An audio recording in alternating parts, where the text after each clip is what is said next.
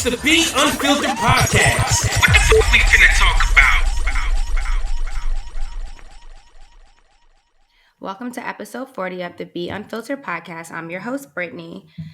And I know that I said the podcast was over, but I don't know that I changed my mind, but we're here. I cannot believe I stopped on episode 39 because that's a super random ass number to stop on. But okay. But my favorite number is 3. So maybe I don't know. Maybe that's like a thing. I don't know. But we're back, episode 40. I have a special guest with me. I have my friend, Nikki. Nikki, introduce yourself. Tell us a little bit about yourself. Hey, everyone. My name is Nikki Lizarraga. I'm from Richmond, Virginia. Live in the DMV area now. I am a federal employee. I'm a civilian employee. I've got 2 dogs that have taken over my life. And I made the foolish decision of buying a home during COVID, which... I just saw an Instagram post that says that, like, even with this market, it's still predicted that people who bought homes during this time, with it being like such a huge, price increase, that they're still going to make out really well. So I feel like you still made a good investment. I hope so. Like, obviously time will tell. I really do hope that I stay here for a while, which I should. I really love it. It's a single family home, so it's definitely like enough space for me to like grow into if I want to. It's definitely enough space for me. But yeah, I had a condo before and there was like issues with the development and all that, and I ended up selling. So I'm really hoping to stay put here and really like invest, you know what I mean? So crossing fingers that it wasn't a dumb move. I definitely paid more than I should have, and I kind of know that, but I'm hoping that in the long run I won't come out like in the negative. I think it will be. I mean, assuming you're not moving in the next like 2 to 3 years, like. Yeah, no. Again, that's the one thing that's nice, like, because I am a civilian employee, I work for the Department of Defense. So it's really just here. Like, unless I were to go to like an installation, like a DoD installation or something, a base or something. Yeah, exactly. Really, everything is really central here to like all of DoD. So even if I wanted to move around, I'm likely still going to be at the Pentagon. So that's why I was kind of like, okay, like it's time to like just dive in and get something that I can really make my own. Okay. So yeah. This is your second house that you've owned, though. Yeah. I had a condo in Hyattsville. And that was like super, super cute. Like I was so proud of myself. I was like I think I'm the first like home buyer in like my family. Okay. And so like I think I was like 26, and I was just like, Pretty good. Yeah. I was really, and it was just such a good deal. It was a situation of a condominium that had been built back in 2009 when everything tanked. And so it had just sat there. And so I got a really good price on it, something that I could actually afford back then. And yeah, I loved it. It was super, super cute. But yeah, I had to get bigger. Couldn't stand a lot. And but your dogs are like good. probably 50 pounds each at least, right? They're so big. Well, yeah, Layla, my one big dog, she's like 60. Okay. And Santana is, she's only about 40, but they're definitely, that's always been a goal of mine. Like I've had them forever. Layla's almost 11 years old, and I've always wanted to give them a yard. That's always been my thing. So I finally did that. And so like, now I'm just like, okay, now I got to fence in the yard. Yeah, so they can actually just go. Right, exactly, yeah.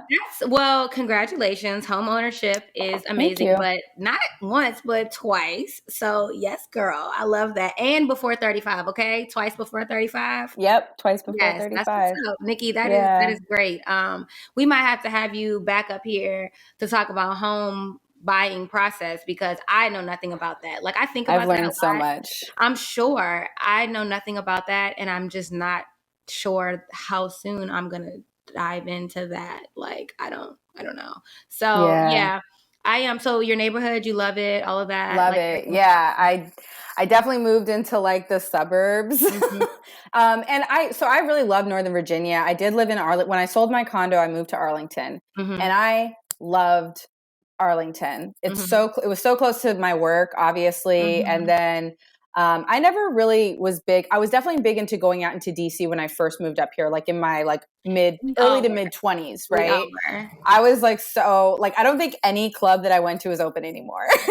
Like not one. Okay, I think it's all transitioned to something else. Fair. I think that's fair. Yeah. Even Marvin's, that was like the last, that's not a club. That's not a club, but that was like the last stronghold.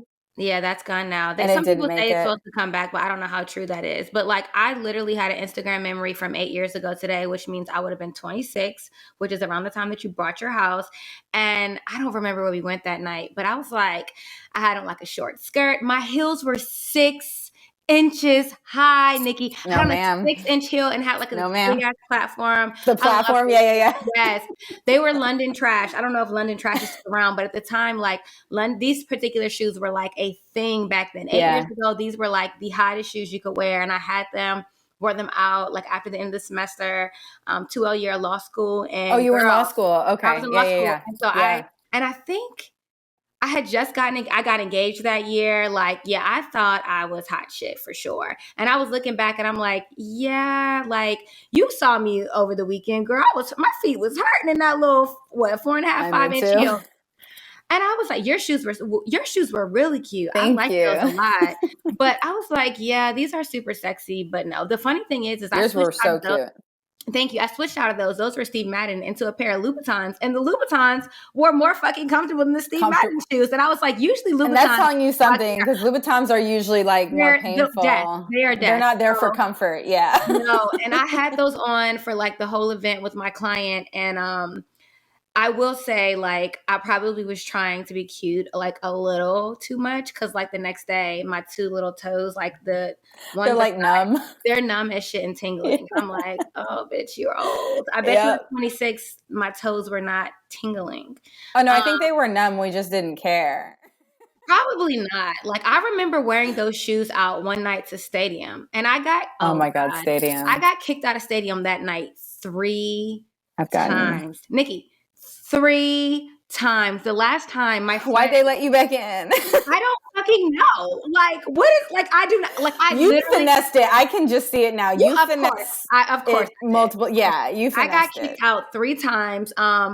Every time I got kicked out... One time I got kicked out, I lost my whole entire purse. The other time I lost my phone. It was a nightmare. And then finally, after the 3rd time, I got kicked out because I wouldn't stop touching the strippers. And they're like, you cannot touch... I'm like, but she said I can touch her. And they're like... You cannot touch the strippers. And I'm like, but she said I could. So every time I got consent. I did. Like, and I'm like 3 times. So finally the 3rd time, I was just like, all right, this is just, why do they keep letting me back in? So I went, it was cold outside. And I went and sat in a police car in the backseat. I asked the police officer, I said, can I sit in your car? I'm cold. My friend came out. She had no idea where I was. She didn't know what was going on. No, she came outside. And she was like, what fuck is my friend doing in the back of the police car? But she was like, and this bitch is so drunk. So I was like, oh, no, girl, I was just cold. She was like, bitch, who gets in the back of a police car willingly? Willingly. Like, what is wrong with you? And I was like, Brittney, that's who. I know.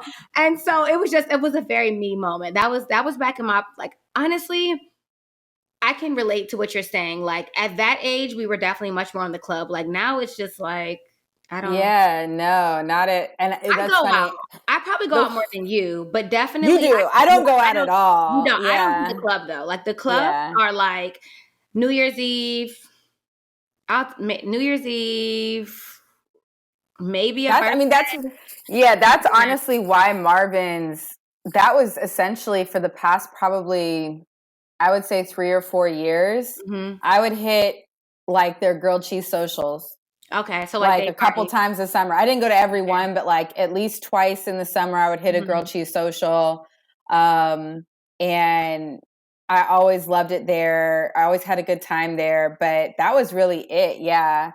I really don't. So yeah, Arlington is much like different, right? It's like much more like bar vibe. But it can be a little young in the Clarendon area. So I try to. I refuse. Like that's a red flag. If someone takes me on a date to Clarendon, I'm like, no. Spider Kelly's? Spider Kelly's? I don't. No, Don Tito has legitimately amazing margaritas. So I'll go up until a certain point, but like until like 8 p.m. After that, I don't want to hear that techno music.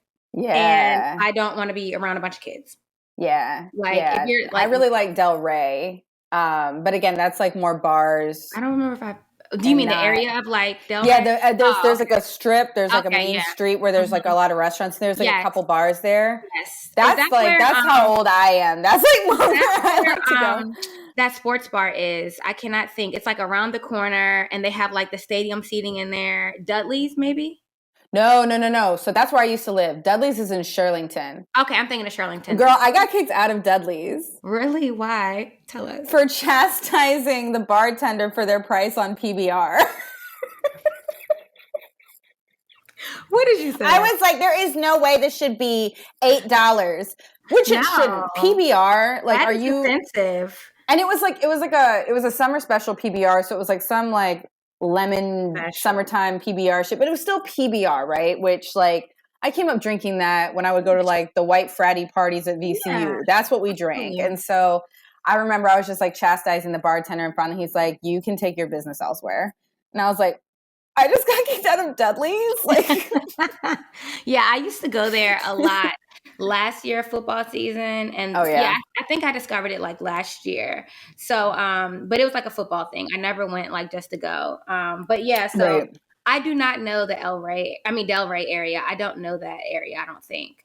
What bars are over there? It's Del Rey is like a strip like between Alexandria and Arlington. I don't think I know. So like if you like go down King Street, okay, and you're headed towards Alexandria, you're gonna hit Del Rey. If you've never been to Del Rey Pizza, whenever you get back here, we're going to Del Rey Pizza. It's amazing. Yeah, it's so good. Yeah, I don't think I've been in that area. So yeah, so you guys, you're probably wondering what Nikki's doing on here. You're probably wondering how we know each other. So we'll start with how we know each other. College. I lived in Brant Hall, which was like the brand new high rise back in 2005 when we started college. I lived on the 17th floor, so we're talking penthouse if you want to be specific. Yes. And I thought up until about 2 weeks ago that Nikki also lived on the 17th floor of Brant Hall, but her friend circle lived on the 17th floor of Brant Hall. So that's where we met. And it's so weird because there was something that connected us two because I was never connected to your friend group. It's like I was friends with you and I wasn't. Girl, I don't know no one was connected to my friend group. I was like, it's like, I don't know. No one was connected to my friend group. Not a soul. No, I had made friends, like, so before I met my friend group, I had met our mutual friend Box. So that's who I would like when the few times I did hang out, he had some friends. And so like he would invite me out because he knew I didn't know anybody. Mm-hmm. And so then when I met these girls, right. And that's who I started hanging out with. We met in Brant, but I think like you knew Box, you were friends with Box too, or you knew Box too. And then you had friends who were friends with his friend group. Mm-hmm. So I think that we were always just kind of like... Yeah, because like you and I definitely intermingled, but I don't recall really intermingling with your friend group. So it's like, and you didn't really intermingle with my friend group either. So it's no. We have our own separate kind of little thing going on. My friend group was like definitely like kind of we were like a little bit of an oddball crew. I've told you this and I will never like forget. I have a few funny memories of you. One was at one was at like one of the banquets that we went to. I actually have a picture. I think I sent it to you. Oh yes, from like junior year. It was like a fancy party. Yeah. Something fancy. Spring fling or some spring ball. Yes. Okay, yes. I'm still listening to you, but I have to go turn my fan on. Go ahead, I'm listening. Oh, okay, no. So my freshman year, I'll never forget this. So I have pictures of this too, which I will send you, but it makes me fucking want to die. So one of the girls that I was friends with had come up with this idea. And one of the songs that was like super popular, like our freshman year was like, I was getting some head, getting some head. And I was like, so she was like, oh guys, we're going to go to like Hanover fucking mall, like some tiny ass fucking mall. And we're going to get t-shirts or beaters. We're going to get beaters and it's going to be so cute. Like I'm going to get them. Like we're all going to wear them. And there was like 5 of us, I think. Mm-hmm. So we went to we got these goddamn t-shirts and they were literally like wife beaters. And it said, I was getting some. And then there was like this dumb airbrushed, like fucking smiley face. It was so bad. It was so fucking bad. And we wore it in unison. And we went to a house party on Marshall Street. I'll never forget it. I had on sunglasses at night with a little denim skirt. That was a thing back then, though. I had on a little short denim skirt and this idiot fucking top on. We're like roaming around fucking Marshall Street, and I ran into you and a few other people. And it makes me want to die every time I think about it. I'm like, I was such a loser. You know why I'm mad? Because Box said that there was a night that he saw me on, like, outside. He was like, you were outside with a spray painted t-shirt on. I was like, he was like, you and your friends were all matching. I was like, on my grandmother? I have never done that. And he was like, yes, you were, Brittney. And I mean, I have a terrible memory. So I'm like, at this point, maybe my friends and I did some really whack shit that I don't remember. But I was like, now I'm like, that was fucking Nikki. So it was me. So we must have met up at some point together that night then, because he attaches me to that memory. So we did because I had decided, I had set in my mind that there was a certain freshman that I was going to get. And I thought he was cute. Way. And I was like, you thought he was cute. Yes. Yeah. We're bagging him tonight. Yes. And not together, but one of us was like, right. We were definitely team players. Like, whoever gets him just gets him. And we were like on a savage hunt to find this man. And I'm wearing this idiot costume on, like roaming the streets. Where is he? And like it just hurts my soul. Like you look, there are certain moments where I look back and I'm just like, like you kind of cringe. And it's funny because we didn't see him that night, right? Okay. We didn't see him that night, but what was funny was in Brant, he like came, I forget why, but he was like in Brant. Okay. And he was like, oh, you want to go watch a movie? I was like, all right. Like, yeah, I want to go watch a movie. So I'm like, we're watching a movie and I'm like, kind of, trying to check out what the situationship is. Right. It wasn't giving. I'm glad we didn't find him on Marshall Street because we were drunk enough that small situation we might have not let that deter us. We might have been like, hey, like God gives his, hardest, battles to his strongest soldiers. Oh my God. But no, I did not hook up with him, but I was very sad to find out that he was blessed with looks and nothing He more. was very handsome. He was very handsome. He looks not so handsome anymore. Not that he doesn't look handsome, but he's aged. Happens. He's aged, and so yeah.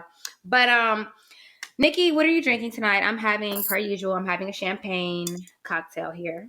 So this is a white wine spritzer. Okay. Just basically white wine and seltzer water. Okay. But I have my little, I have a Spanish wine tonight. Okay. And I hate this. Like literally all these, I got this from like wine.com or something on a sale. Mm-hmm. And every single bottle says vintage 2020. I know, which is like, how is it vintage? Like, I just don't understand. Like aged in COVID. which we all have been, okay? Speaking of, girl, this COVID, like, new Omicron variant is wreaking havoc on America right now. It's like, awful. Yeah, I saw yesterday, I think 22,000 positive cases in New York City. DC yesterday had its most positive cases ever since the pandemic started yesterday. When I tell you guys, every single one of my friends that lives here in Houston currently has COVID. I think I'm negative for COVID. I got a test yesterday that was negative, and I'm doing a test tomorrow. But this is very scary. I have a friend that is in DC. I didn't even tell you this. I have a friend that's in DC. She went to VCU with us as well. And she's positive. And she is really going through it. She's having full spectrum of symptoms, and she's fully vaccinated. So she's having the body chills, the cough, the loss of appetite, the loss of smell. She said the symptoms are ever changing, and she doesn't think she's getting better. And it's been almost a week. It'll be a week tomorrow. So yeah, you guys, I don't know what to say. I think I told you that I heard on the New York Times podcast that if you have the 3 shots, then you're 95% protected. But without it, you're only about 70. Well, with 2, you're only about 75% protected. So Right. yeah, it's getting scary. She's gonna miss Christmas. Almost all of my friends here are gonna miss Christmas. I'm personally holding up in my apartment. Assuming that I'm negative tomorrow. I pray I'm negative tomorrow. I still want my brother to try to come visit, so I'm mailing him a kit to take before he gets on the plane on Friday. I'm gonna take a kit before he gets on the plane on Friday, and hopefully, even if it's just us in the house, we can experience a little bit of Houston or just having him around for Christmas. Yeah. I'm like, but you know, honestly, if I don't know, like I'd hate to have to cancel Christmas, but it's looking like that's kind of what the safest thing is in a lot of instances right now. So yeah, I actually, because of talking to you and actually my sister's brother-in-law, my sister lives in New York with her husband. Her brother-in-law lives in New York. He got COVID. He is vaccinated and boosted. And he got it. And so then talking to you, I was like hitting my mom up this morning, my sister, because I'm supposed to go down to Richmond. And so they went and bought the tests, right? Okay, so I was just like, look, like we're all going to get tested before Christmas, make sure everyone's good. My dad's going to get tested. And I couldn't find any tests up here. So they're all sold out, but I think I'll just make an appointment somewhere to get a rapid test. Okay, I was going to say, if you want, I can go tomorrow. So, you know, the test that I had purchased last night, I went back today. I told you that they were literally taking them out the shipping container and like selling them because they didn't even get a chance to put them on the counter. But I will go tomorrow and I'll take a look to see if they have one. And if they do, I'll grab it for you and I'll pop it into your Christmas gift. So, thank you. Here's a COVID test. Like these unprecedented times. No, seriously. Like I'm having to mail my brother one. I'm going to do priority mail on that. So he'll get it definitely before Christmas. Because it's like, as much as I want him to come, I want us to be safe. My brother works in the service industry. He works in a restaurant. So, you know, I told him, you know, we've all gotten lax, right? Like, let's just be honest. But he wears one of those like neck gaiter things that it's like a piece of cloth. And I was like, sir, put on a real fucking mask and protect yourself because like, this is our Christmas plan. So like, if you can't come or I can't have you come, like I'm not going to have anybody here. Yeah. Right. I'm hoping I'm negative tomorrow. I don't have any symptoms. I feel fine. Yeah. Every one of my friends that is here did have some sort of symptoms. They just thought they were allergies, and which allergies are really bad here. And all of them have had allergy issues leading up to it. But I had been sick for like, you know, a month ago, I was sick for 17 days. A week ago, I was sick for about 9 or 10 days. Right. So I'm still a little sick. I still get a little cough at night around 9 o'clock, 9:30 it hits. So it's probably going to get ready to come here soon. Hopefully the alcohol will help. Will help. But exactly. Yeah. So hopefully I'm negative. I will say that at least most of them had like something, a sore throat. They had a cough. I only knew one friend that had really bad symptoms on Tuesday, but it lasted for one day. And then after that, it was just a cough and it wasn't anything. Oh, okay. Yeah. But my friend in DC, she's having the full COVID. Like, you know how people were like down and out? Like she's down and out. Like even I can hear it in her voice. I can hear it in her breathing, everything. So you guys, that's so scary. Please be careful. I just don't be selfish. I know people that know they're positive and they were out and about and it pissed me off because it's like, there's a delivery service for everything at this point. Literally a delivery service for everything at this point. So I just feel like there's no excuse for this foolishness that some of you guys are doing or whatever. And like in the grand scheme of things, are delivery service fees kind of expensive? Absolutely. But this is one time I'm like, fuck it. I'll pay the service fees. I'll pay the delivery fees, like whatever. So yeah. So with that being said, Nikki, are you ready for Christmas? Like outside of the negativity that this variant has put on there, how are we feeling about Christmas? We are feeling good. I got all my Christmas shopping done super early because I love Christmas. Like I love Christmas so much. And so I love buying presents. I love buying birthday presents, everything, but Christmas is the most fun for me. I thought I found some really I basically decided my entire family is getting Uggs this year. So I'm just glad to be able to do that. And I know Yeah. it seems silly, but like, No, but like Uggs aren't cheap. So like to be able to buy your right. whole family Uggs is a dope thing. Right. And I got my goddaughter this like super cute gift. So like, I'm like super excited. I really hope that like nothing comes up like me testing positive or something like that would prevent it. I hope not, because you really have been looking forward to this. Yeah. So I did tell my friend, my goddaughter's mom, like I was going to try to spend some time with them, but I just don't want to put anyone, I think it's best if like, we'll have like God willing future years to like really Absolutely. celebrate together. Right. So I'm just going to drop the gifts off and head on out. Right. But I am super excited. I am the chick, like Halloween, like once we hit October, the decorations are up. Like, well, I do big for Halloween. So for me, yeah, exactly. So Halloween, then fall, then Christmas. Mm-hmm. I don't have a lot of fall decor. Like I will take a couple of the jack-o'-lanterns out because they're Halloweenish and just keep it pumpkin-y. But pumpkins. Yeah. And like the the warm tone like colors and everything. That's but really like it. Christmas, maybe some nice candles. Right. Christmas, I go all the way in. And like I realized that my apartment here is it's big for one person, but it's not a big 2-bedroom apartment. And so I had limited space to actually decorate. Like this tree, it's way too big for this apartment. So I need a pencil tree. Like, thank you. But I had to put my accent chair in my closet so that I could put my tree up. So yeah. But no one comes here. So it's like no one has sat in an accent chair. It's for you. It's for you. It is literally for me. Yeah. But yeah, so speaking of goddaughters, like mine, she made a list on Amazon. So how old is your goddaughter? Mine is getting ready to be 8 in February. Jesus, I hope Elisa doesn't listen to this. I believe Liv is 2.5. Okay, so you still have the luxury of like she can't quite like she's getting a gift. She's not articulating what she wants. Right? Yeah. No. After that, no. So I got a Crybaby's dressy Dottie. I don't know what that is. And I got a pair of what is this? I don't even know.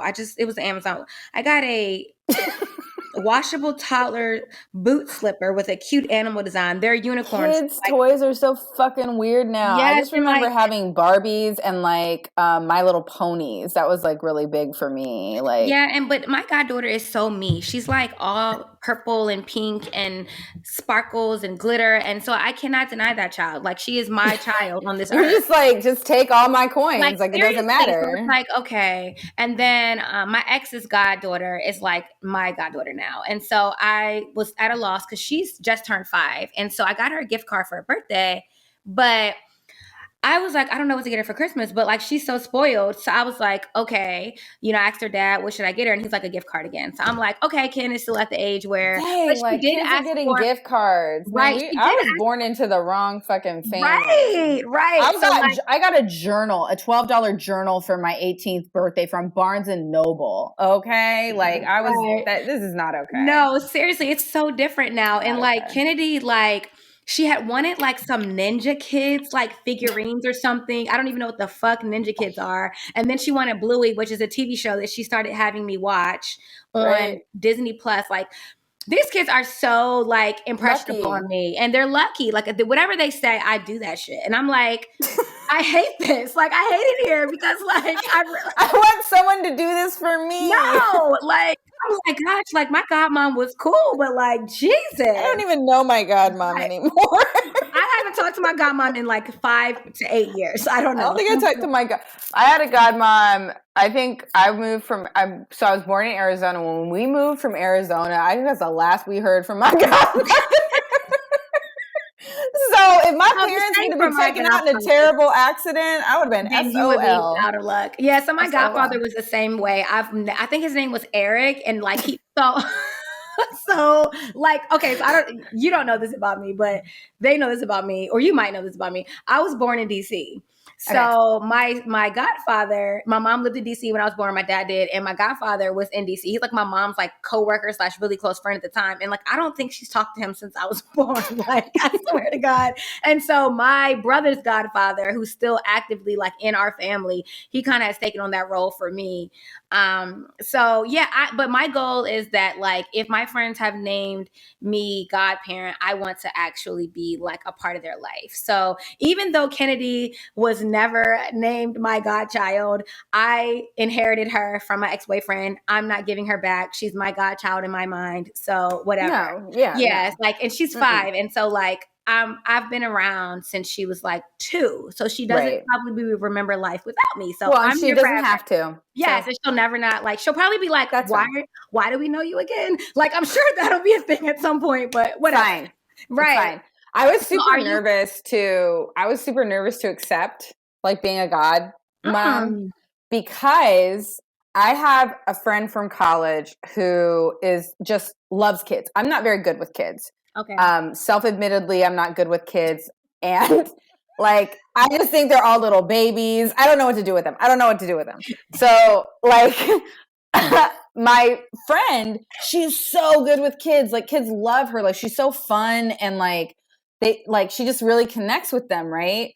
And she was made the godmother of her friend's sons. Mm-hmm. And I just remember, like, it basically destroyed their friendship because the mom did not feel like my friend was doing enough.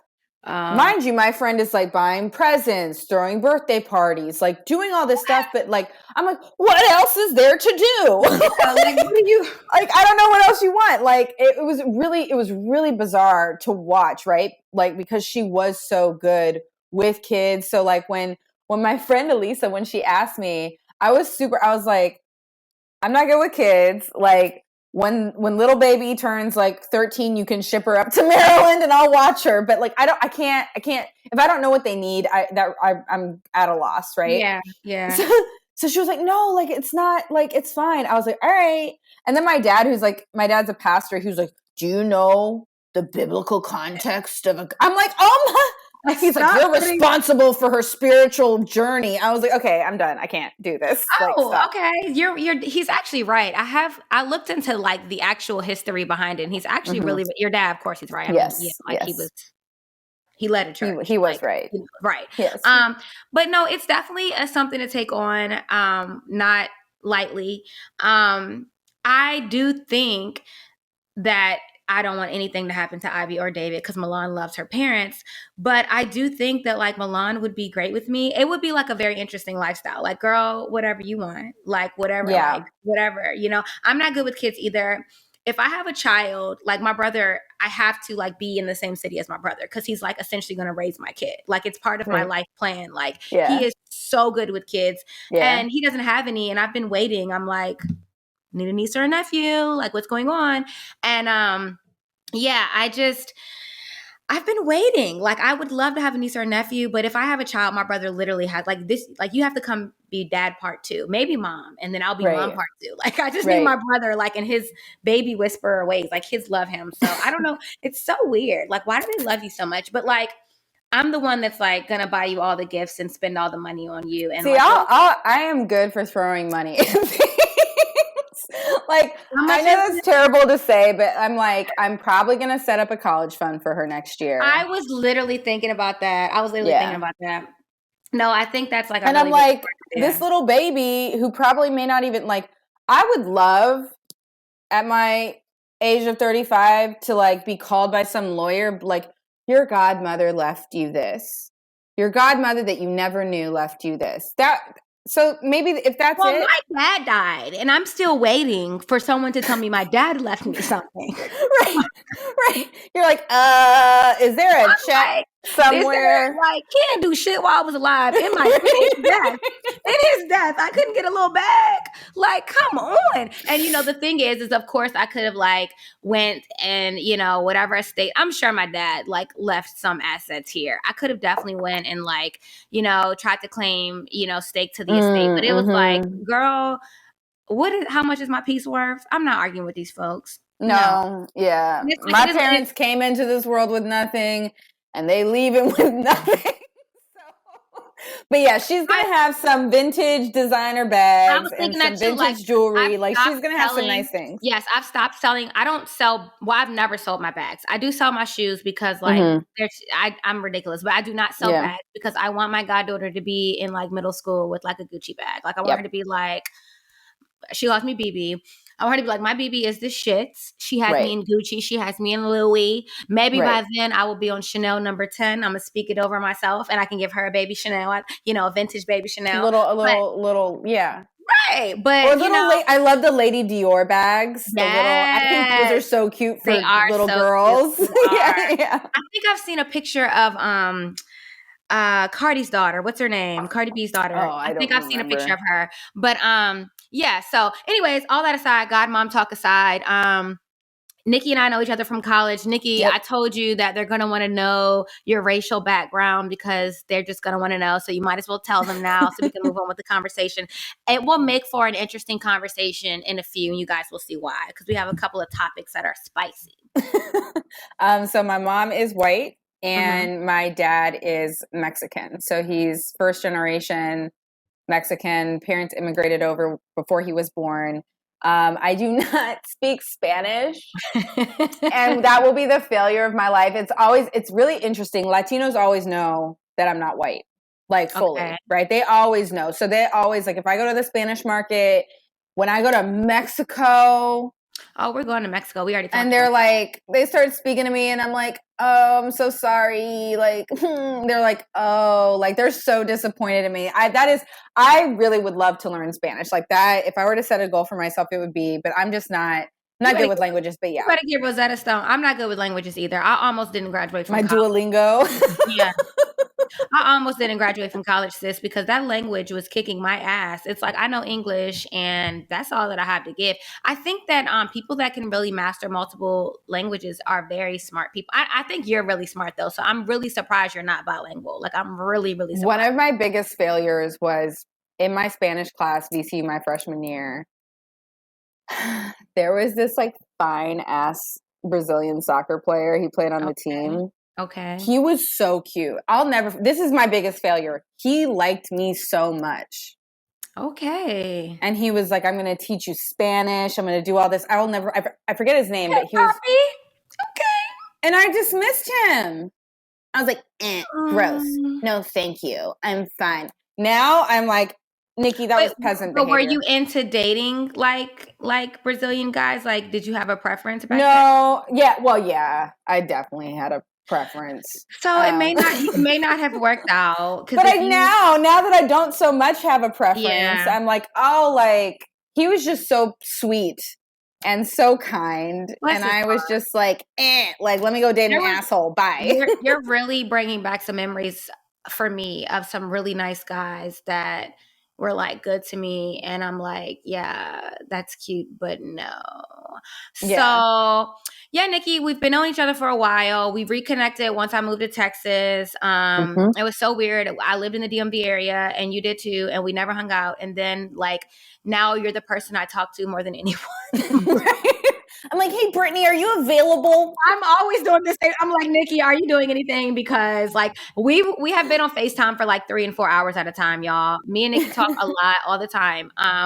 And I like talking to her because one, she's funny as hell, and as you guys can just hear. But also, like, you have a good life perspective. And before we get too far into any of our topics, I think one of the important things to kind of bring up is like why I thought you'd be a great like person on my podcast and why you inspired me to bring my podcast back, because that's literally what happened. Talking to you literally was like a light bulb went off, and I'm like, she has some really great stories. She needs to share these with the world.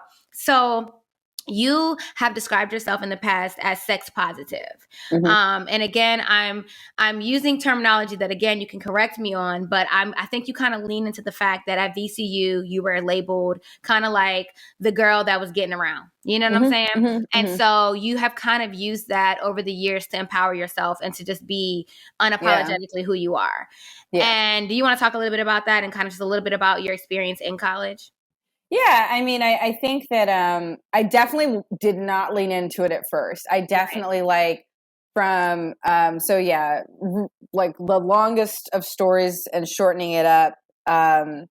very sheltered upbringing, very sheltered high school experiences. So VCU was my first public school experience, essentially. And I just like went buck wild, right? My freshman year. And like, now that I'm older and I've processed a lot of things, I'm like, it wasn't even that bad, right? But like in my mind at the time, it was like so out there, right? And I sadly had an affinity for basketball players. And so it became like pretty clear pretty early on, like that I was kind of like a punchline to a joke. I was like the foregone conclusion. And it really bothered me, like in my 20s. It was definitely like a chip on my shoulder. Like I was so worried. I was definitely buying into this idea of like no one's gonna want me. People are gonna find out about, you know, my past choices, and they're not gonna want me because of it. And it even happened. I remember I dated a girl. So I guess adding on, so I dated guys, and then I started dating women in college. And I predominantly dated women then for years after college. And I met a woman, I'll never forget this. I met a woman and she was just so cool to me. I just thought she was like the shit. She takes me to a basketball game. And she's like, oh, my brother's coming with his best friend. I had fucked his best friend in college. And he and I had actually like been cool. We had been friends and we had a bad falling out in college. And so when that happened, I just looked at him and he looked at me and I was just kind of like, fuck, right? And he didn't say anything, but I think the brother did to her. Because I think the brother knew about just not anything, but just knew about, you know, our past history. And she cut me off immediately. She's like, this is too weird for me. I don't want this. And so I think for like most of my 20s, I was still carrying around this like scarlet letter of sorts of like, and like, it really took like getting into a relationship, getting out of that relationship, and just getting into therapy and like really growing into myself to realize like I was buying into a lot of ideology that I really don't align myself with anymore. And so because of that, like I look back on my college experiences and I do see it very differently. I do see it as like I was a very judgmental person before I went to college. And so going through all those experiences and being called like every name in the book, you know, and having guys like totally be willing to hook up with me but they don't want anyone to fucking know about me. Right. To then like growing into myself and realizing, oh, that was really more about you than it ever was about me. Right. So yeah, it's been a really interesting journey. And actually it's funny because, that guy, we actually reconnected, and I wouldn't say it was like the best reconnection, but I think what it pointed out to me was that, and I actually talked to my therapist about this, I was like, there are still shreds of that shame that I have to get rid of. Yeah. And it was so good that experience happened because that has been like a focal point of like my journey, right? And so now I'm at the place of like, I am like unashamed of who I was and who I am. And I have, I to me, like comedy and like making light of whether it's a funny situation or maybe it wasn't a great one, but I think there can always be a story in something. And I can tell that you feel that way because you have great stories and your ability to tell stories is like so fun. Every time I talk to you, it's something new. And I'm like, what, Nikki? What, Nikki? So I will say, guys, in college, I didn't know that. Like, I vaguely remember that maybe Nikki had this reputation, but like, I really do just like people. And like, when I like you, I really don't fucking care. So I can imagine that even if I did know, I probably just didn't care because I was just like, well, she cool. So whatever. I'm not saying I wasn't judgmental back then because I was definitely way more judgmental. But I think because I knew you a little bit like more personally that I was just kind of like, whatever.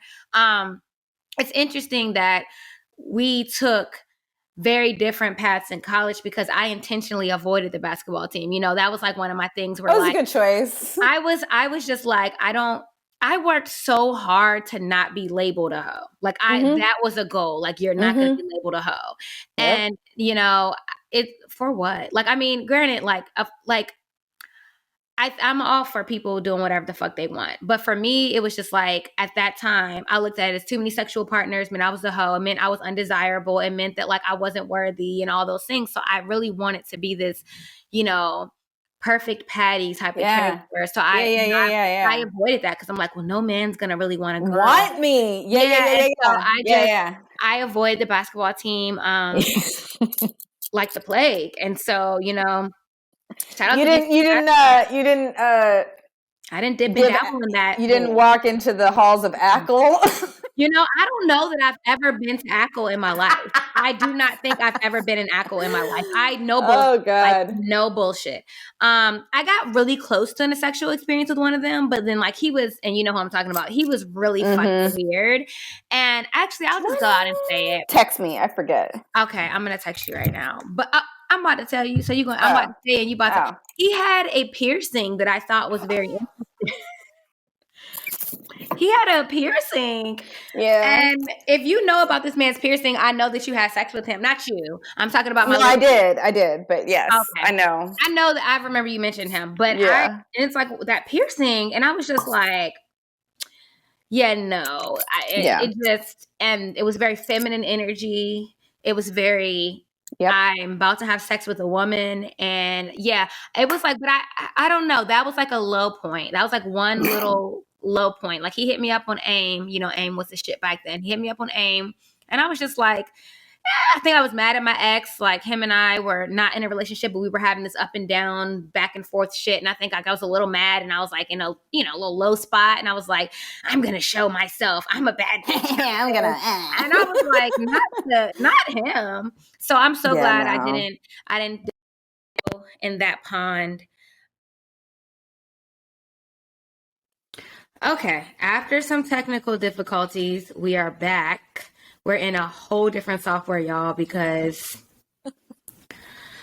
anyways, so with that being said, Nikki, let's get into some of these topics that we've been, we haven't talked about them yet, but that I've been wanting to talk about. One of them was that Kim Kardashian recently did an interview with ID Magazine, and they asked her about cultural appropriation accusations and blackfishing accusations.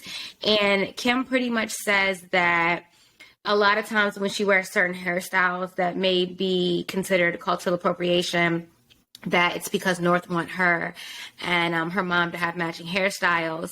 And then she goes on to say that people forget that Armenian culture also has a history of hair braiding. So pretty much denying the whole entire thing. I'll let you start. What are your thoughts?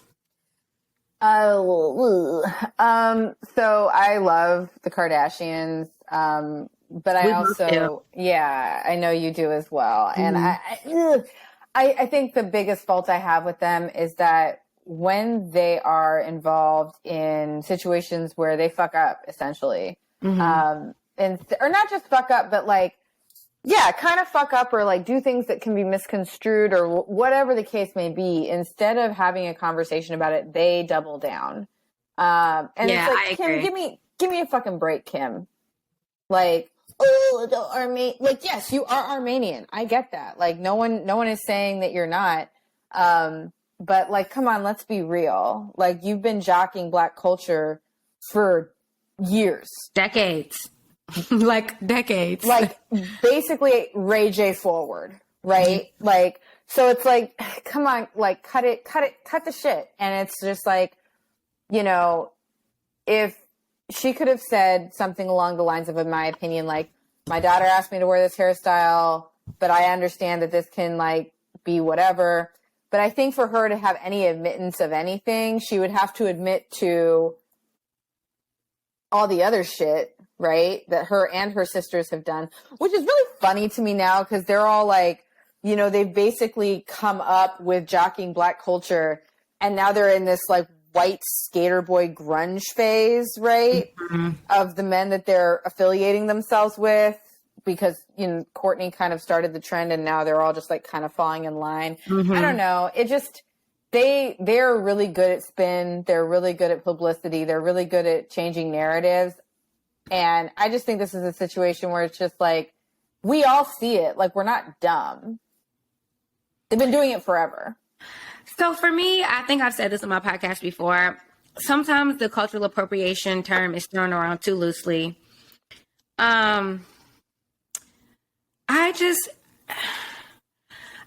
struggle with the term because, like, to me, it's just like, it's hair braiding. Like, I don't fucking care that much. But I think where it becomes problematic and again, this is me being white and like just my perspective, right? I see it as problematic when you see things like on Vogue, where they've like, this is a new hairstyle. Like, they're wearing do-rags. Yeah, like, this is a new fashion. Trend. It's like, no, it's not. Yeah, like, cut that shit. That's what I don't like. Yeah, I agree with you on that. Like, as far as that goes, like, that's the annoying part. I haven't seen the Kardashians necessarily try to make it trendy. Like, I think they just are who they are, right? But I look at it like this. I don't like that Kim tried to explain it away. Like, you could have just been like, I'm influenced by Black culture. What is so hard about saying that? And it's like, you don't have to go in deep. You didn't have to say like, oh, my sisters are too. I'm influenced by Black culture. I love Black people. I married a Black man. I'm fascinated by the culture. Like, I don't see what the big deal about that is. Yeah. Like, it's not that hard to say. And instead, you're like, denial. And that's, at this point, it's like, girl, just embrace it. Like, and I'm not saying that they're not culturally appropriating. There's so many other fucking battles in this world to fight as Black people. Absolutely. I'm not fighting the Kardashians getting ass shots and wearing cornrows. Like, I'm not. And so, and that's not just because I love them. I'm not fighting that for any white people. I went to Dominican Republic once and got my hair braided, and I've never regretted a decision so much in my life. Okay, because I don't have a lot of hair. You don't know that. No. It's very thin. Really? White people's hair is very thin. Like, mostly. Like, for the most part, right? When you braid my hair into like, it was so bad. Like, you just see my entire scalp in these skinny, tiny little idiot braids. Like, it was so bad. I'll never forget that shit. I did it. I used to get my hair braided, just to hear for soccer. Yeah, I remember. Like, out of my face. My girls were doing that shit. Yes. I have that. I used to do that a lot, but I just remember the one time I did the full braid. Who is she? I don't know her. But I think like back when Alicia Keys was doing it, it became like a thing. And I just honestly, as Black people, I'm not speaking for all of us, but as a Black woman, how about y'all pay me? Look, let me tell y'all a little tea. While we're talking about the things Black people need to be fighting for. Y'all, I found out at work that everyone has been receiving a quarterly bonus except for me. So I was inquiring with my boss about my January bonus because I'm like, I'm turning 35. I'm trying to turn up in my trip. Like, I'm trying to have a good time. What's these coins going to look like? I'm trying to buy a new bag.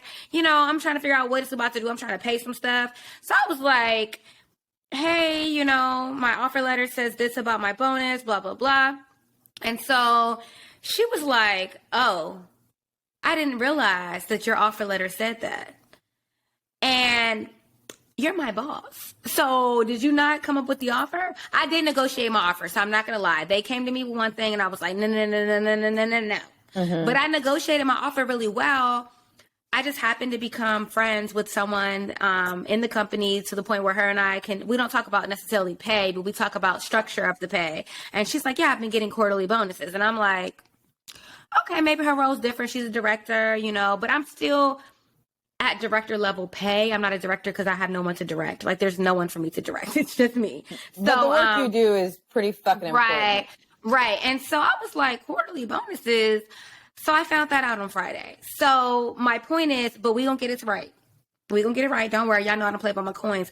But it's like, those are the battles I'm trying to fight. Give Black women equal pay. Give women equal pay. Stop killing Black people. Let's stop killing each other. Gun violence. Like, there's so many other things that we can worry about. I'm not worried about the damn Kardashians and some cornrows. Like, no. So it's like, that itself doesn't bother me. It bothers me when they're approached about it and then they deny it. That's the part that's like, just, if you like Black culture, you like Black, hell, I love it here. It's amazing. Like, I would, as hard as it is being a Black person some days, I will never, ever, ever, ever change it. I don't want to come back no other type of way. If I had to do it again, I'm gonna do it this way every single time. So for me, that's the part that's like annoying, is that Kim, just say like, I like Black people culture, and that's just what it is. And like, you're raising Black kids. So like, it's okay to say like, and now that I have Black children, I embrace it a little bit more because I want to understand the culture. Girl, you was cooking greens on Instagram like a couple years ago. Like, just say what's real. Your mama did not cook greens on Thanksgiving when you was a kid. So just say like, I like Black culture. But that aside, I want to move on to talk about, we have not talked about this. Okay. And just like that, which is the new Sex and the City spinoff, we have Miranda, we have Karen, we have Charlotte, we have no Samantha. Right. I'm going to start by saying I officially really like it. Episode 3, to me, was back to what I'm used to from Sex and the City. 1 and 2 were a lot. They were a lot.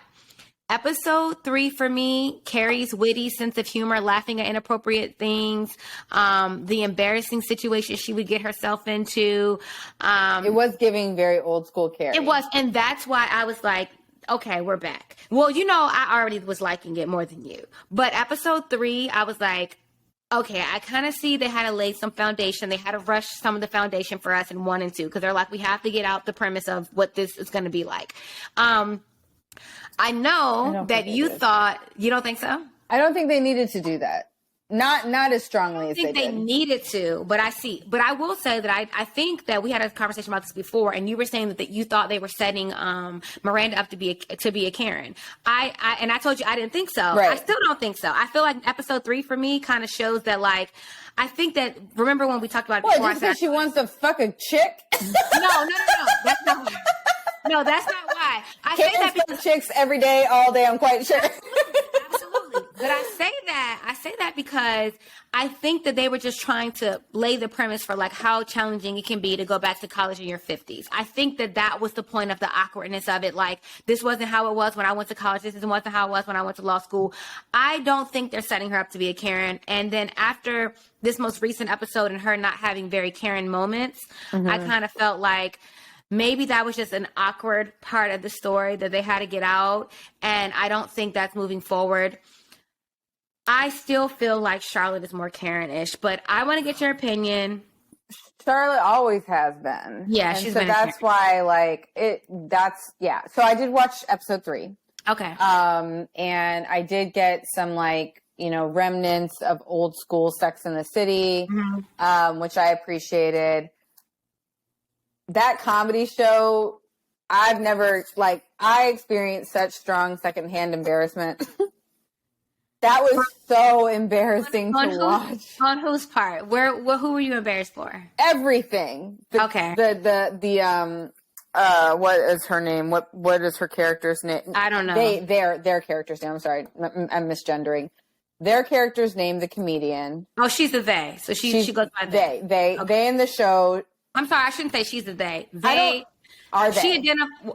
That person identifies as they are they. They are they. Okay, got it. Yes, in the show they are they. I don't know if they are they off the show. Right, exactly. But in the show they are they. And again, there were just some parts about it and just kind of like, again, I appreciate that they have clearly recognized that the Sex and the City that we loved was not inclusive, right? Mm-hmm. It wasn't. It was very specific, very white, very wealthy white, right? Because they would like lay out this like idea of like Carrie not having money. I'm like, she can still afford Manolo.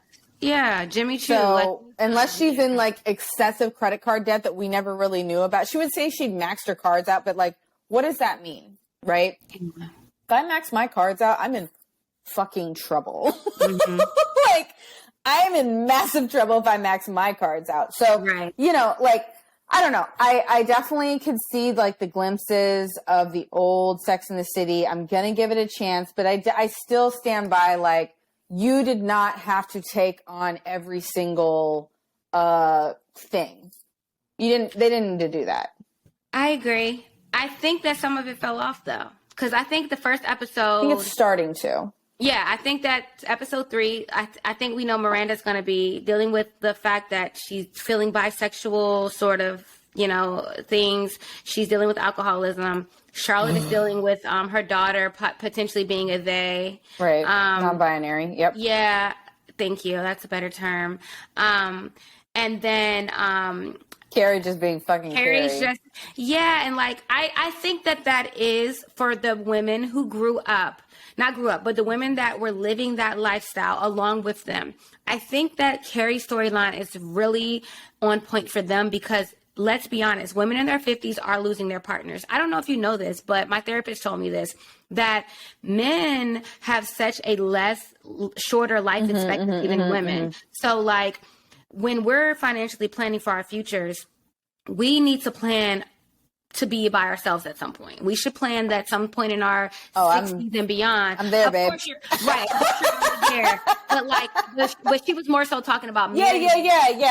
Plan that at some point you can't put your spouses or your partner's income into your plans because you have to be prepared to outlive them because it's most likely going to happen. And so I think that with Carrie's dealing with, it's very relevant.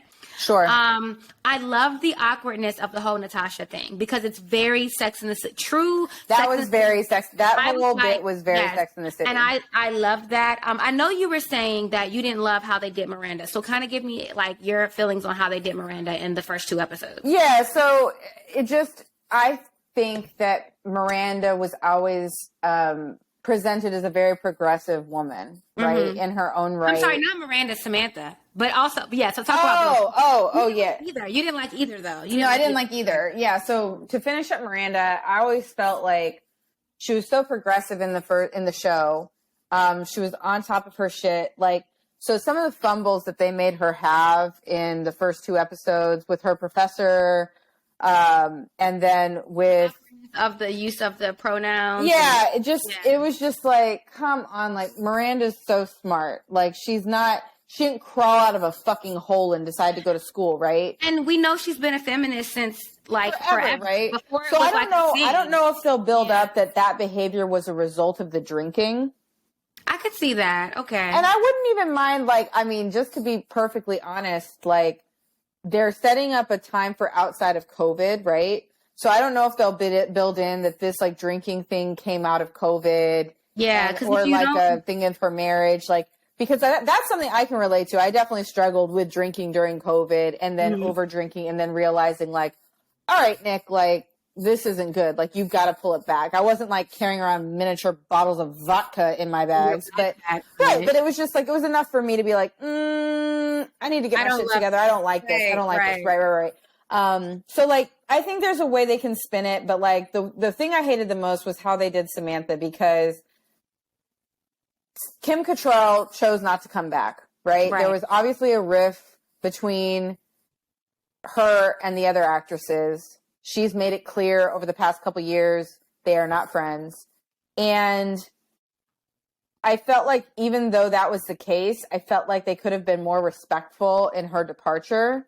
Like they essentially laid out this thing of like, Carrie was the one that realized that it was no longer benefiting her to have a publicist. So she fired Samantha. Samantha was like business lady. Like she was the head, like she would have been the one to tell Carrie, like, you don't need me in this capacity anymore. Yeah. Let me take on your social media or let me help you with this. Like, like this is outdated what we're doing. Exactly. And Samantha did not need that bitch's money. Remember when Carrie was about to lose her fucking apartment and Samantha was like, do you need my money? Like, I will give it to you. So like, Samantha was just too supportive of a friend for her to just disown all her friendships over that. So like, there's so many other things they could have done with it. They could have been like, she's out getting dick in like fucking Europe.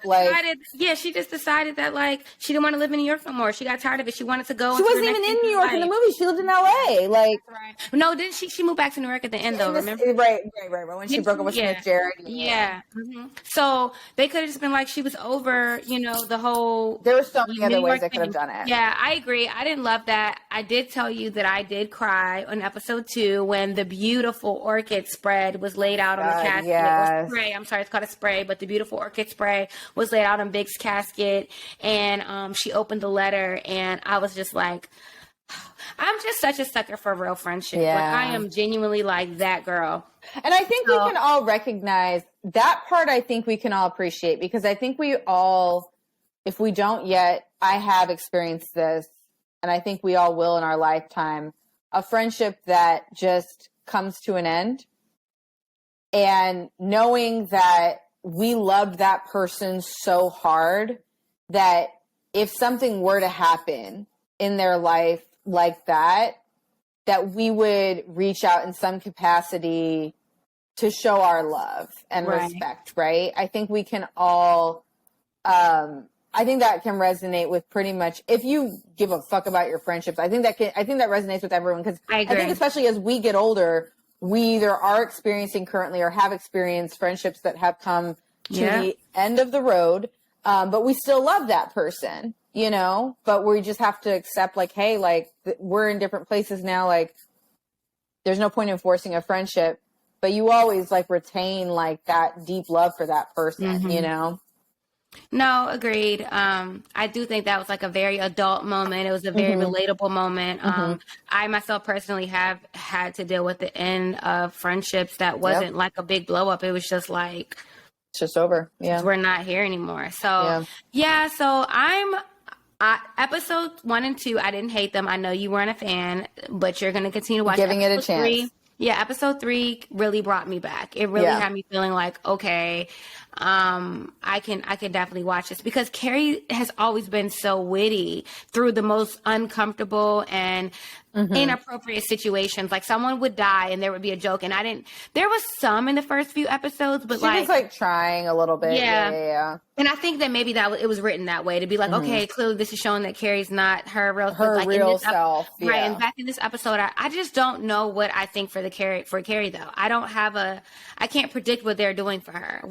Do you have any prediction? Because I can't. Because at first we thought that it was going to be her talking like super sexuality and dating on the podcast, but she can't be that person. She was never like, when you think about her talk about like how she talked about sex, right? Which was very progressive then at the time, right? And very like pushing the boundaries. She wasn't explicit, right? No, she wasn't. And what we're seeing here is like an attempt of like showing like some kind of explicit thing, which to me is being done poorly. Like when I think of explicit, like I'm like, call her daddy is explicit, but it's not done in like some like the podcast Call Her Daddy. It's not like awkward. This is awkward, like the whole like trigger word. Like it's so overdone. It's so overdone. It's so overproduced. So like no. Do you listen to Horrible Decisions? No. Okay, so it's like a podcast that's also very raunchy. So horrible is spelled as in whore. Oh, okay. Yeah, so that is another, but it's natural. It's like it's not like we may get into some stories ourselves, but like we're not going to be like, trigger warning, right? Like big dick alert, big dick alert, like that's weird. Very weird. Yes, I think but I also realized that like they have to make it TV, right? So like to get the point across that this is a raunchy podcast, they have to kind of overdo it, foreshadowing. But no, I don't know what they have planned for Carrie. I don't either, and I'm like, maybe they will surprise us in a way that will bring you back in. Maybe, hopefully, I hope so. I'll watch the whole thing, but I'm gonna watch it because it's something to watch. I'm committed. Yeah, I'm committed. Why not? Speaking of something to watch, real quick, we're going to talk about Insecure. Do you watch Insecure? Yeah. Okay. How are you feeling about the last? We only have what, 1 or 2 episodes left. How are you feeling about this last season? Okay. So they are trying to, I think they're doing an okay job at like closing some chapters, like slowly. You don't think so? I do like, so, well, Tiffany is like Tiffany, and then, I'm sorry, Molly, Tiffany, who's the other girl? The one that like Kelly. fake died, Kelly. So I am glad that they are rounding Kelly out better, because we're getting more, like, cause she was like wild. Right. Yeah, and not in like a great way. It was almost like tropey at some point. Yeah. You know, agreed. so I'm really glad that they're rounding her out. I do like how they're like kind of pulling back from like the beginning seasons where she's like talking to her and wrapping herself in the mirror and like. That's the part I don't like. I think that's so, well, it brings me back to the beginning. Yeah, it's so true to the brand. It's the awkward black girl. Like, yeah, awkward black girl. Exactly. Yeah. It's true to the brand, but I've never been a huge fan of it. Like, but I mean, yeah. Now, I think she's still in love with Lawrence. I think she needs to stop telling Nathan she loves him. She might love him. She might. But I think she definitely like is hung up on Lawrence. And I think that the one thing I've seen, like a lot of people think the season is boring. And I'm like, boring, but I just don't like I don't like the way it's going. Okay. I don't mind how it's going. The last episode was stupid. Why do we need flash forwards of what your life will be like with various, like, that was stupid. We don't need to see what Nathan being a house husband. Like, we don't need to see that. Like, bitch, what's happening now? Like, right. I really was hoping that Issa was, like, this was going to leave with Issa on a high note. Like, her really Well, so what I almost wanted was in the first flash forward was we were literally going to flash forward.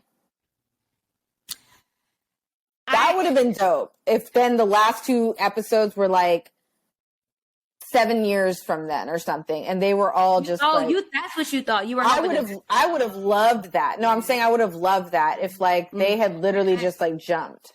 I didn't think they were going to give us that. I really didn't. I think we're going to be left with I think we're going to be pissed off at the ending. I do not like just Nathan and Issa's relationship is sort of awkward to me. Like, the whole moving in together conversation was fucking awkward. My biggest fear in life, not my biggest fear, but one of my current biggest fears is when Issa was getting ready to fuck Nathan, and she starts crying. And it had been a year since her and Lawrence broke up. And it was very clear that even a year later, she was not ready to have sex with someone else. That will never, ever, ever be me. A year later, and you can't get no, baby. No, baby. No. And it's like, I've cried in sex because I wanted it to stop, so I acted like I was having a breakdown. Never cried during sex. And it was literally like I wanted it to stop, so I didn't know what else to do, so I just started crying. You're like, I can't do this anymore. Yeah, no, I've never had any sort of crying experience during sex, but I definitely don't want it to be because I'm sad that I'm not with my ex anymore. Like, I saw that. That's devastating. I saw that, and I went to my therapist like, so... You know, my healing has to hurry up because I'm not going to be a year into this breakup, like, crying over my ex. So that was very triggering for me because I was like, damn, bitch, like, you know, a year. But then it, like, reminds you, too, just the real reality of life, like how people do separate and then they get back, like, life brings you back together. I would love to see Lawrence and Issa get back together. Me too. Okay.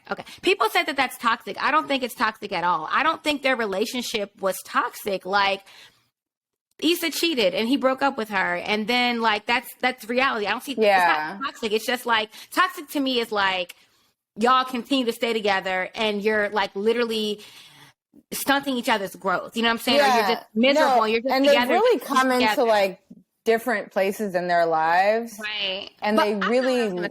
Oh, go ahead. No, go ahead.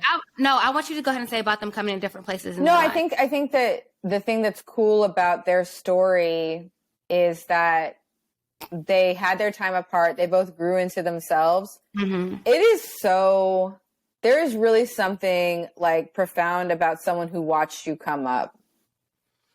And it sucks, right? Because like, I don't think I'll ever be with someone who saw me come, like in my own right, like how I've come up in my life, right? I doubt that'll happen for me, but there is really something really sweet and profound about that, because like the when you've seen the journey, even if you weren't like up close with it, when you saw the grind and you saw the sweat and tears and you saw the failures and the successes, even if it was like tangentially, like not like in a relationship, but you still witnessed it. That kind of support from, I think, a partner can be like amazing. Because if you meet someone and you're all both here, right? It's like, oh, great, we're here. They didn't know the struggle that got you to that point, right? And you don't know their struggle. And I think that was something that was so cool about both of them. They were both starting out in season 1 in this like slump, you know? They were both kind of lost in their like late 20s, where it was like, what the fuck are we doing? And they made mistakes they lived life, they made mistakes. And now they're in this like place of like, even though he has a kid, he's doing so good for himself and she's doing so good for herself. And while they are kind of, they're like, oh, you're indecisive, this and that. Like, she is like leaps and bounds grown from where she was. Right. So I think that is just so beautiful. I would have loved that. I agree with you. And I will say that was probably one of the hardest parts of divorce was I felt I owed him a certain level of more years, because you really were there for me through the grind. Like, I mean, if I'm being 100% honest, you were paying my rent, right? And I'm in law school. I can't afford it. So you're paying my rent. And, at one point he moved back into his mom's house to afford our wedding, and just the sacrifices he made for me. So I struggled so hard with divorce, because it was like, I knew this man loved me. Like, you gotta love somebody to, like, for some of the sacrifices he made for our marriage and for me. Like, this was my dream. This was not his dream. And when I graduated law school, I said we did it, and I meant we did it. Like, to this day, like, him and I did it. It was not like, did I go to class? Did I take the test and all that? Yes, but to this day, that man, I don't know that I could have done it by myself. Yes, I would have figured out a way, because that's just who I am as a person. But it's nice when you have someone that's like, you don't have to figure out this alone, right? So I struggled with divorce because of that. Like, he really saw me. I wasn't at the bottom. Well, actually, when I met him, I was at the bottom. When I met him, I was 20. Like, I was fucking doing dumb stuff. And, I've steadily... we weren't at the bottom. Well, I was like you were the bottom of your life, right? Like what you would consider, but like no. I'm saying my bottom. Yeah, like, your bottom. Yes. I was at my personal bottom, where it was like I still did pretty well for a 20, 21-year-old. I still had like good ass jobs for somebody that age. But I'm just saying, for him to see me through, like I think I've talked about in this podcast before. One year for Valentine's Day, he brought me my LSAT prep course, and I was just like, this isn't a Valentine's Day gift. And I'm looking back and I'm like, bitch, somebody spent $1,000 in your Valentine's Day gift, and it was something for you to invest in yourself. You know what I got for Valentine's Day one year? What? A rose on Facebook. I forgot that was a thing. It cost $1. I forgot that was do you remember those days? Yeah, I do remember those days. I forgot about those days. Yeah, no, and it's like, that's the part where I struggle, because I'm like, you have had my back through all of this shit. This was never your dream. And not that like he didn't support my dream, but this wasn't your dream. He had done his share. Like, he had did what he had to do. And it's like, to know somebody supported you in that way. Yeah. It takes a lot to be like, I don't know that I want to keep doing this. So I can relate to what you're saying. But at the same time, I am so happy to see whatever progress he has made in his life, because like, he has been an inspiration to me since I met him. He has been one of the hardest working people I know, one of the smartest people I know. So just knowing that he's continuing to progress in his life in whatever ways, it's inspiring. And so, like you said, it's just something to be said about starting at, one of your lower points with somebody. And I'm not talking about the actual bottom, but your own bottom, and seeing them grow. And it's like, we ain't never going back to that. Like, we're never going back to that. So that, for me, I see what you're saying. And that's why I want to wrap this up in a pretty bow and say, like, I want them to be together. And it's real as fuck to say in your 30s, yo man, like he ends up getting a girl pregnant. Like y'all are fucking around. He gets her pregnant. Right. To say, like, you're gonna go and help be a. It's mind blowing, but it's so fucking. I've never been there, but it's so relatable because I can see myself being there. Right. Because like when I love somebody, I love them so hard. So I could see myself being like, well, I'm gonna love an extension of you the same. Yeah. And just the awkwardness of that. And if we take Issa out of it, the awkwardness of co-parenting with somebody that you was just kind of fucking. Like, they tried to do the relationship thing, him and Condola, but it just was that was fucking awkward. Their relationship was awkward. And so for me, for them to be like, yeah, this isn't a thing, like, and then she's pregnant. Those are such relatable things. So I'm enjoying that part of it overall. But we need to know, like, I want to see Issa, like, end on, like, a high. Like, he's really together. Not a fantasy, what it could look like in the future, flash forward stuff. Yeah. But every hairstyle she wore in that last episode was fire. She looked bomb in everything. I don't like the clothes. I thought she looked so cute. Okay, I don't remember the clothes from the flash forwards, but I do not like Issa's wardrobe. Like, that's what I was talking about. I was talking about the flash forward. Oh yeah. The flash forward, I'm pretty sure. I don't remember anything I hated, but I do not like. I love that they use Black designers because that's just what they do. But I do not like how they put together Issa's outfit. I don't know anybody that dresses like Issa and Molly in my life, and like nobody. Okay, well, I will say this, like, I agree, but I also think, like, we are from the East Coast. That's true. Like, our idea is, I think the, like, people, I think we're much more, like, low key. Because Issa will wear, like, a floral shirt with, like, a striped skirt and then, like... Well, yeah, I'm not ever going to wear that. I'll look ridiculous. It looks childish sometimes. And I'm like, I don't care that it's Black owned. And Molly, she'll have on these, like, big shoulder pad, like, things. I'm like, and then, like, some, like, weird-ass mom jeans. And I'm like, what are you wearing? Yeah, the outfit...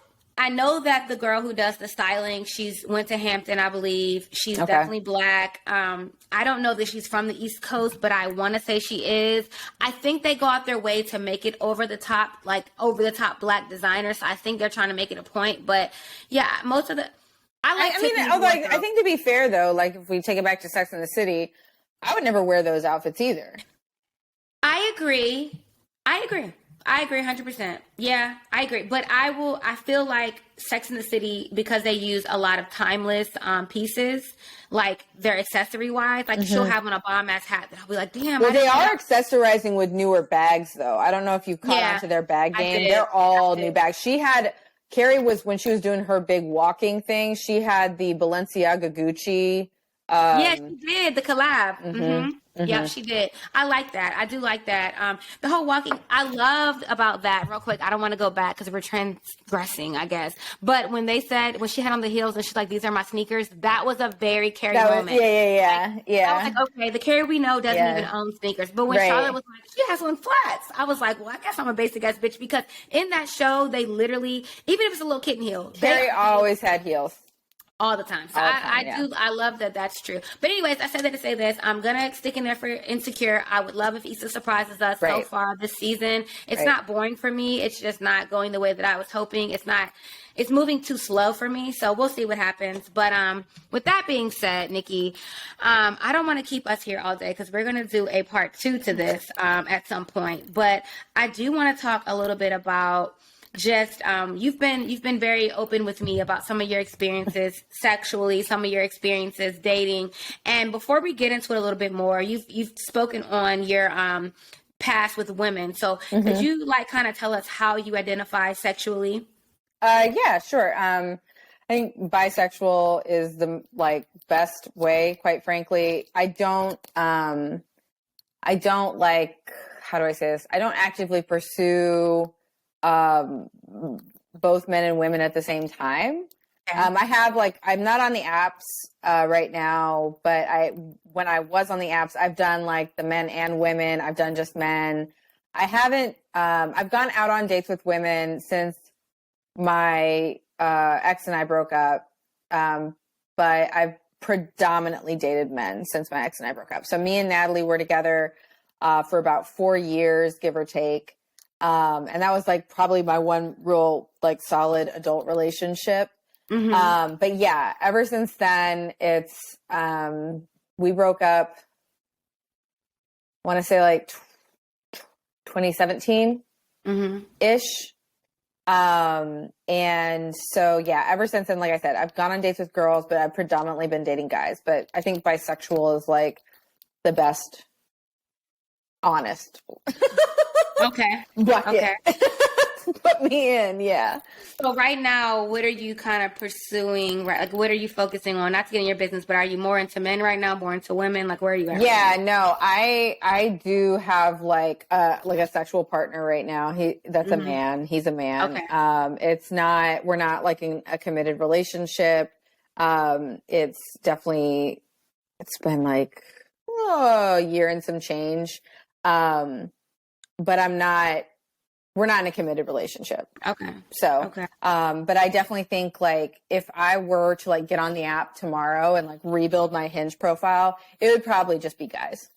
Okay. Okay. Yeah. So, but you're not opposed to if you met a woman and you connected or whatever. Okay. No, not at all.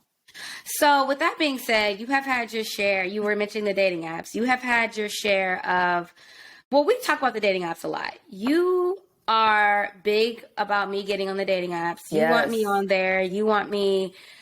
I hate it. You know, I think. I mean, it is trash, to be fair.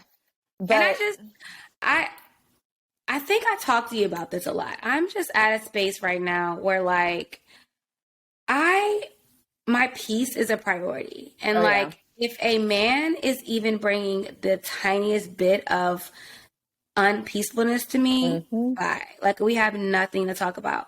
So, you know, the dating apps are just, they're not for me. I will say that, you know, I told you this, my therapist had asked me, you know, is this it for you? Like, are you in Houston? And the reason why I'm struggling to kind of commit to it beyond, you know, this first year is because like, I don't think I'm the type of women the men out here like. I think, I mean, it's just is what it is. You know, people are used to certain type of woman. And I think I don't mesh well. So maybe I'll meet someone that's in transplant like me and we'll hit it off. But every time I meet someone and we do have a little bit of a connection, they're never from here. Like the ones from here, it doesn't work. So. But is it more that you're not vibing with them though? Like they want to vibe with you. You don't want to vibe with them. You're like, I just don't think I'm the woman for the men out here. And like whole time they're like, we fuck with you. I don't think you fuck with them. Yeah. Like, that's just my opinion. So you know me. First off, I don't even like dating. I'm a relationship girl. I am, like I told you, I'm a certified lover girl. Right. I am, love me. Let me love on you. Let's be together. Like, that is me. Like, I have been in a relationship most of my life. So I am forcing myself at this point. I'm not even forcing myself because I ain't meeting people that know people. I'm not into women or anybody else, but I'm into men. I haven't met any men that I feel like I would even be open to dating if I was in a space where I was looking for a relationship. But that's the hard part, is that I'm 34. I'm almost 35 years old. I know that I'm not interested in a relationship. I know that I want to have kids. I know that I'm unsure about marriage. Well, I think I don't want to have kids. I want to have a child. And so, and that's something that's new because they're probably going to be like, what the fuck? When did that happen? That just happened, guys. I just decided recently. Just now decided. In on this, yeah. I have. I feel like, and I think that some of it has to do with my loneliness right now. So maybe I will scale it back.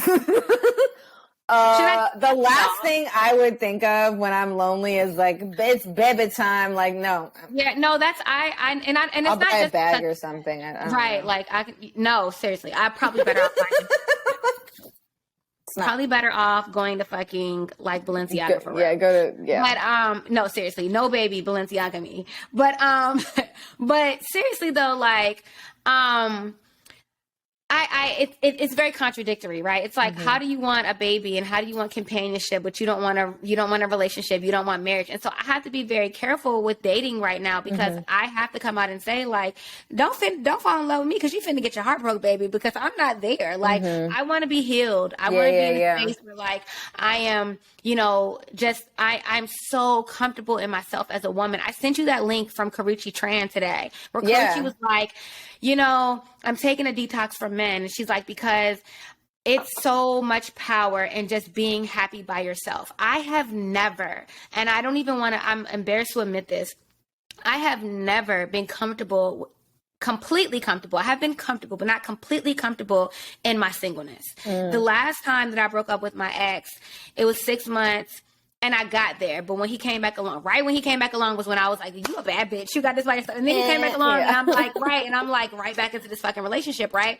So, this time I'm like, no, you are going to figure out true comfort by yourself. Like, even though I'm lonely, I'm going to find a way to be comfortable in that loneliness. If it means I sleep, if it means I listen to audiobooks, whatever it is, because it's the shit I do. I listen to audiobooks, I listen to podcasts, I sleep a lot, I watch TV. I don't do a lot of things that, like, I take myself on a lot of solo dates, Right. So I'm trying to force myself into being comfortable by myself. And when I feel like I am truly there and I'm truly healed, then I'll consider a relationship. Marriage is still very up in the air. But I have to tell these guys that, and a lot of them say they can handle that, but they no, because if you fall in love, I'm sorry, like I don't have anything for you. Yeah, like, I don't even have space for love for someone else right now. Like, yeah, that's okay.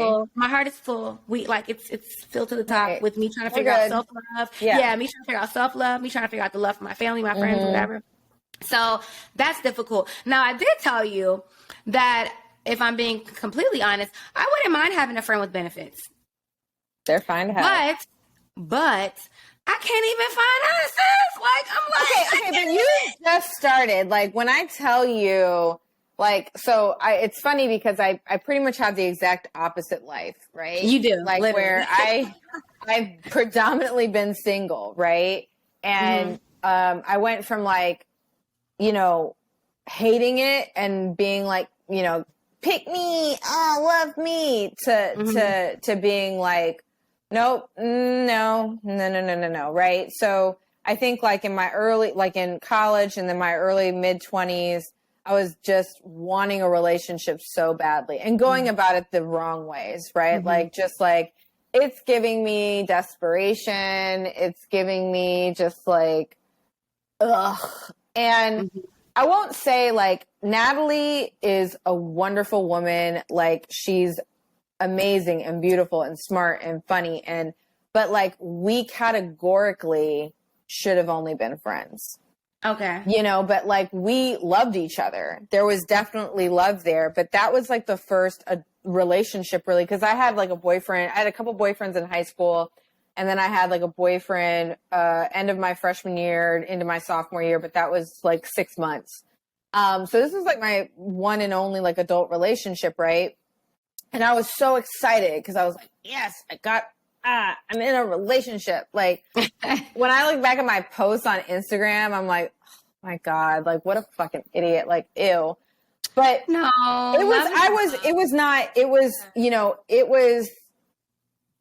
we loved each other. I'm never going to say we didn't. Like, she's a wonderful person. We were not right for each other. And I think it was such a good lesson for me because I was like, oh, like, it's not all wonderful and it's not all this and it's not all that. It's not like this idea that you had put together in your mind of like what a relationship is. And it really helped me understand in myself, like, I am so comfortable with being by myself. Right. And so when it ended, like, I've dated people, I've not been in a relationship, but I've dated people over the past like several years. And for me personally, like, I am more comfortable in my singleness. I don't know what it would take for me to give that up because, like, I am vehemently, I don't ever want to get married. I don't see it as like an act of, like, I think it is an act of love, and I get that. But like, for me, I see it as a business contract that I'm entering into. Instead of with my brain, I'm entering into it with emotion. And to me, that's the dumbest thing, I think. And actually, legally, that's like kind of against the law. Like, you're not supposed to enter into contracts with like emotion. But that's exactly what marriage is, right? I mean, you are contractually binding yourself with a human being. And you can do all of the prenups and all of this and all of that, right? But you are like entering into a contractual agreement with this person. And I just don't, so we just come from such different, it's so true, because like just like how you're saying that you can't imagine giving up your singleness. Like I do not know what to do by myself. I have no one to take care of. I have no one to nurture. I have no one to like whatever. And it's like, you gotta nurture yourself. But then I'm like, I don't want to board it because I still want to be able to travel, right? When you have a man, it's like, you can like, you coming with me, right? You get a dog. Sometimes you can, girl, get him a little side piece. I used to just get so much anxiety of like never having my own space, right? And like actually it worked so long with me and Natalie, I think, because she wasn't in the United States for most of our relationship. She was overseas. Yeah. But yeah, oh God. No, I could see where you're coming from. I will say that I have recently had a bit of an epiphany in the sense that while I do want to be in a committed relationship, while I do want to be with one person, I do value space. Yeah. Like, I am the type of woman that wants to live in my man's skin. Like, I don't like you, or I want to literally live in your skin. So, and like, it's sick. Like, so, and I mean, like, no, Nikki, like, literally, like, can we shower together? Can we do everything together? Like, I don't want to do nothing. And it's not because I'm worried about you cheating or anything. I literally want to. Do you like want to take a shit next to him? Like, I don't understand. I would. Like, what? I can't. Like, I mean, ideally, like, I'm not going to like do that. But like, I mean, if you got to do that, you got to do that. Like, I've definitely done that before with my ex-husband. I mean, not intentionally, but like, we had a 1-bedroom, 1-bathroom, and he was like, I gotta go. And I'm in the shower, like, I gotta be where I gotta be. So, and I would be, of course, I'm cussing him out the whole time, but it's like, when I love you to beyond probably the levels. I guess I have a very conditional. Very unconditional love. And like, it's to the point that it's like, don't tell me that you beefing with a coworker, because if you beefing with a coworker, we got beef. I'll pull up at the job. You know what I'm saying? Like, Nikki, I love my people. Like, I love them so deep. And so for me, to be in the space where I have to pour all of that into myself, it's just different. But I have decided that I think some of the conventional titles and some of the conventional things that, like, when you get married, you have to live together. When you're progressing in a relationship, y'all are supposed to move in together. I'm starting to realize that maybe some of that stuff isn't necessarily, like, we already know that some of this shit just does not work for everybody, right? Like, we have these conventional norms, and it's like, who the fuck created this, right? And how long have they been around? Right. So I've realized two things recently. I need space more than I thought. I don't know that I'd always keep a separate apartment, but I would definitely make sure that we had space to have two different living areas where we can both kind of do our own thing. That's important. But secondly, I think that my latest epiphany, I think we discussed this earlier this week, is that I don't know that a traditional title on a relationship works for the relationship that I was in. I think that what a lot of people might consider toxic, which is like us being in a space where there was no title, there was no understanding to the outside world, what we were doing, but we had our own understanding of where we were. We worked much better in that space than we did as like boyfriend and girlfriend. And I think that like just the societal norms that come with being boyfriend and girlfriend put a lot of like pressure on us to be a certain way that did not work for us. We started in a very unconventional way. I mean, I'll be very honest. When I met him, he had a girlfriend. And so, we started in a very unconventional way. And then to try to switch it over to like, the norm, what are we fucking doing? Why didn't we talk about what the relationship really looks like for us? Like, and so, he agreed with me. We discussed it. He's like, I mean, I hate to say, but like, I kind of agree with you or whatever. So that doesn't mean that I'm going to not seek relationships or I'm not going to ever be boyfriend and girlfriend with somebody. But I think that's why go ahead.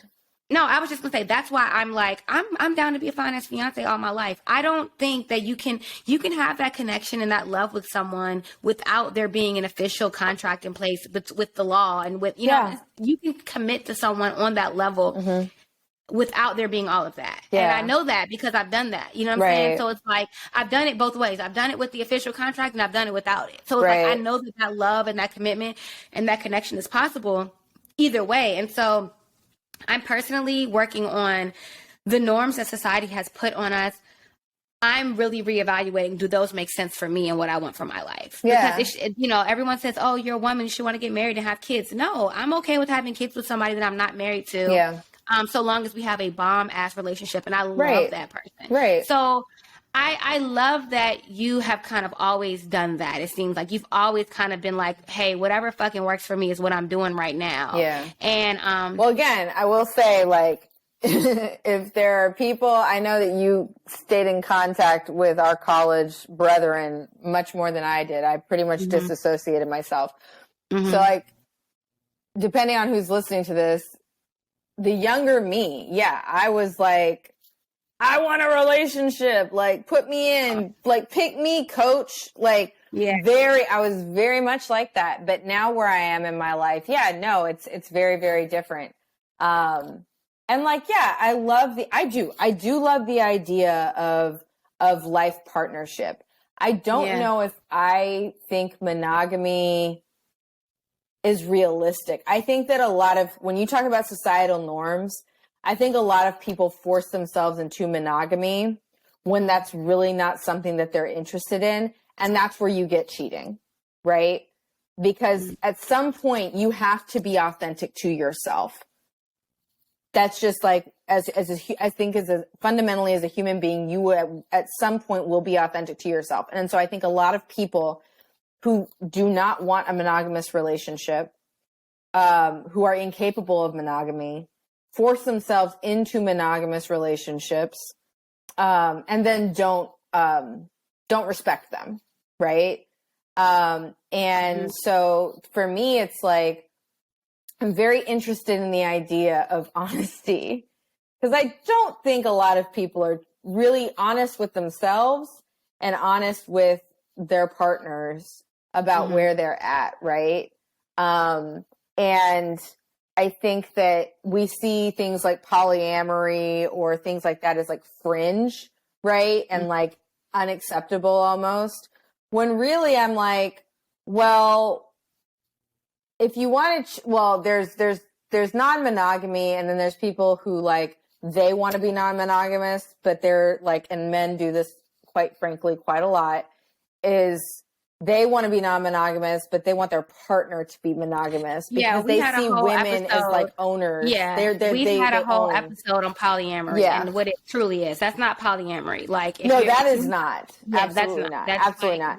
No, that's not. Right. So, no, I'm definitely not into a non-monogamous relationship. Right. I definitely do like want it to be me and one person, emotionally, spiritually, sexually, all of that. But I think it's so important. And like, I know so many unhappy married people. Like, I think it's so important to just say that just because you've been together like just because you've been together for so many years, like, fuck that. Like, divorce was hard as shit and making that choice was hard as shit. But it's like, dog, we get to do this one fucking time. Why am I going to sit here and be like miserable? I was miserable enough that I needed to get a divorce. Right. There were still good things about him, but like, it wasn't working. It was not working for where we was at in our life at that point. Why are we going to stay here and force it? Because it's been 11 years? Cool. But like, we've been divorced for separated for X number of years, divorced for X number of years. Like, we could have still been in this shit and then just now realizing 15, 16, 17 years in that this ain't working. And I see, or had a kid and now we're like, oh, well, let's just hang in there. So we're like, well, that's what my parents did. My parents never liked each other, right? And I'm not settling for that. Yeah, I'm not settling for that. I don't want that. Like, I told you this. I want a child to be born out of sickening love. Like, when I say I want my child to know that, like, I want you to know that I want to live in your dad's skin. I want you to be like, Mom, stop. Y'all are gross. Like, I want that. Like, that is what I want. So it's like, for me, it stresses me out because it's like, I want a child now, but it's like, what what it's going to take for me to get there. Like, I've got a long ways to go because, like, for me to even like somebody is a whole feat. For me to love you is another level. But for me to love you enough to be like, let's make life together. Let's do this. Yeah. Girl, I'm starting from scratch. So it's like, that shit stresses me out. Well, listen, just a thought. If, you're getting to like, so I'm already 35. I just turned 35. By the way, my nail, so nothing fucking burns me more. I didn't even see that. Oh, I've been watching it the whole time. I haven't seen it. Not once. No, but I'm just saying, like, I turned 35 this year, and I know you're turning 35 in the next few months. Mm-hmm. Just like, let's just see how it goes, right? Like, we can find a sperm donor. Mm-hmm. We can build wealth together. You don't have to be with me. Like, that's not what I'm proposing. We could have like a whole little like friend thing where like, we raise a kid together, but like, you don't really want to be like a super parent. Yeah. I just need like, it could work. It could work. We could figure this out. That's because like, that's what I'm just like, if you would want to carry the baby, that would be better. Cause then we could use my brother's sperm. You could carry the baby and then it would really be my baby and your baby. And then I can finally get a mommy makeover, which I've been wanting. So I'm not shaped like a potato. You're not shaped like a potato. You're not.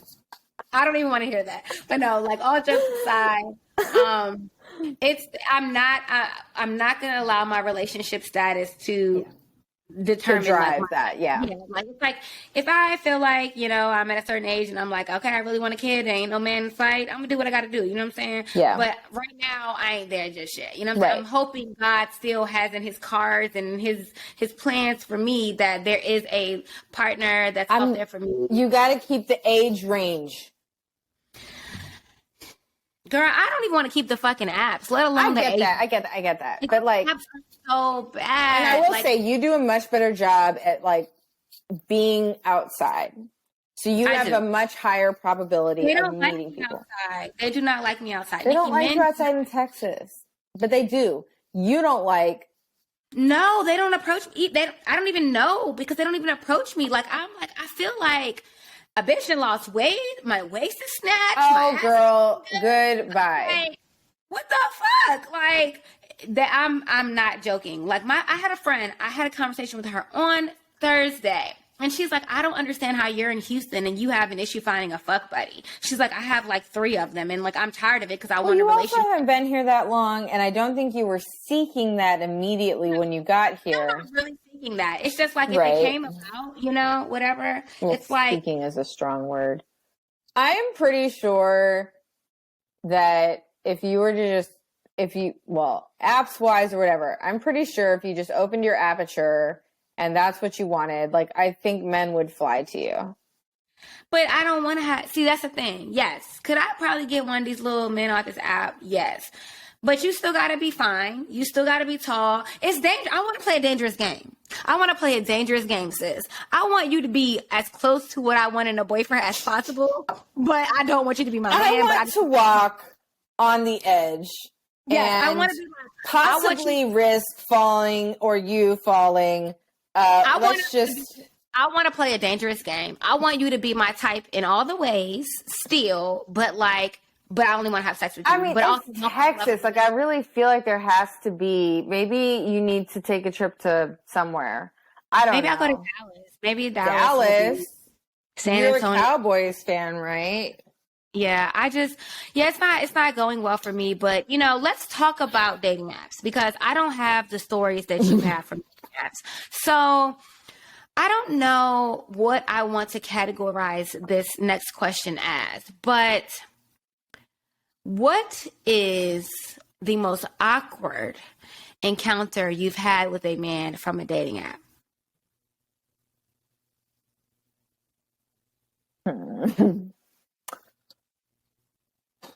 All right. I'm the one that jumps out at me off top is this guy Matt.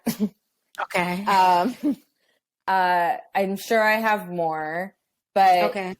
Matt and Charles. Okay. So awkward, the most awkward sexual, there's probably on top, like awkward dating app, awkward sexual experience. So, I matched with this guy, Matt, white ginger Matt, and he looked like he was a good height. He was like 6+, right? And I'm just intrigued off jump, right? Because historically, white men have not been attracted to me.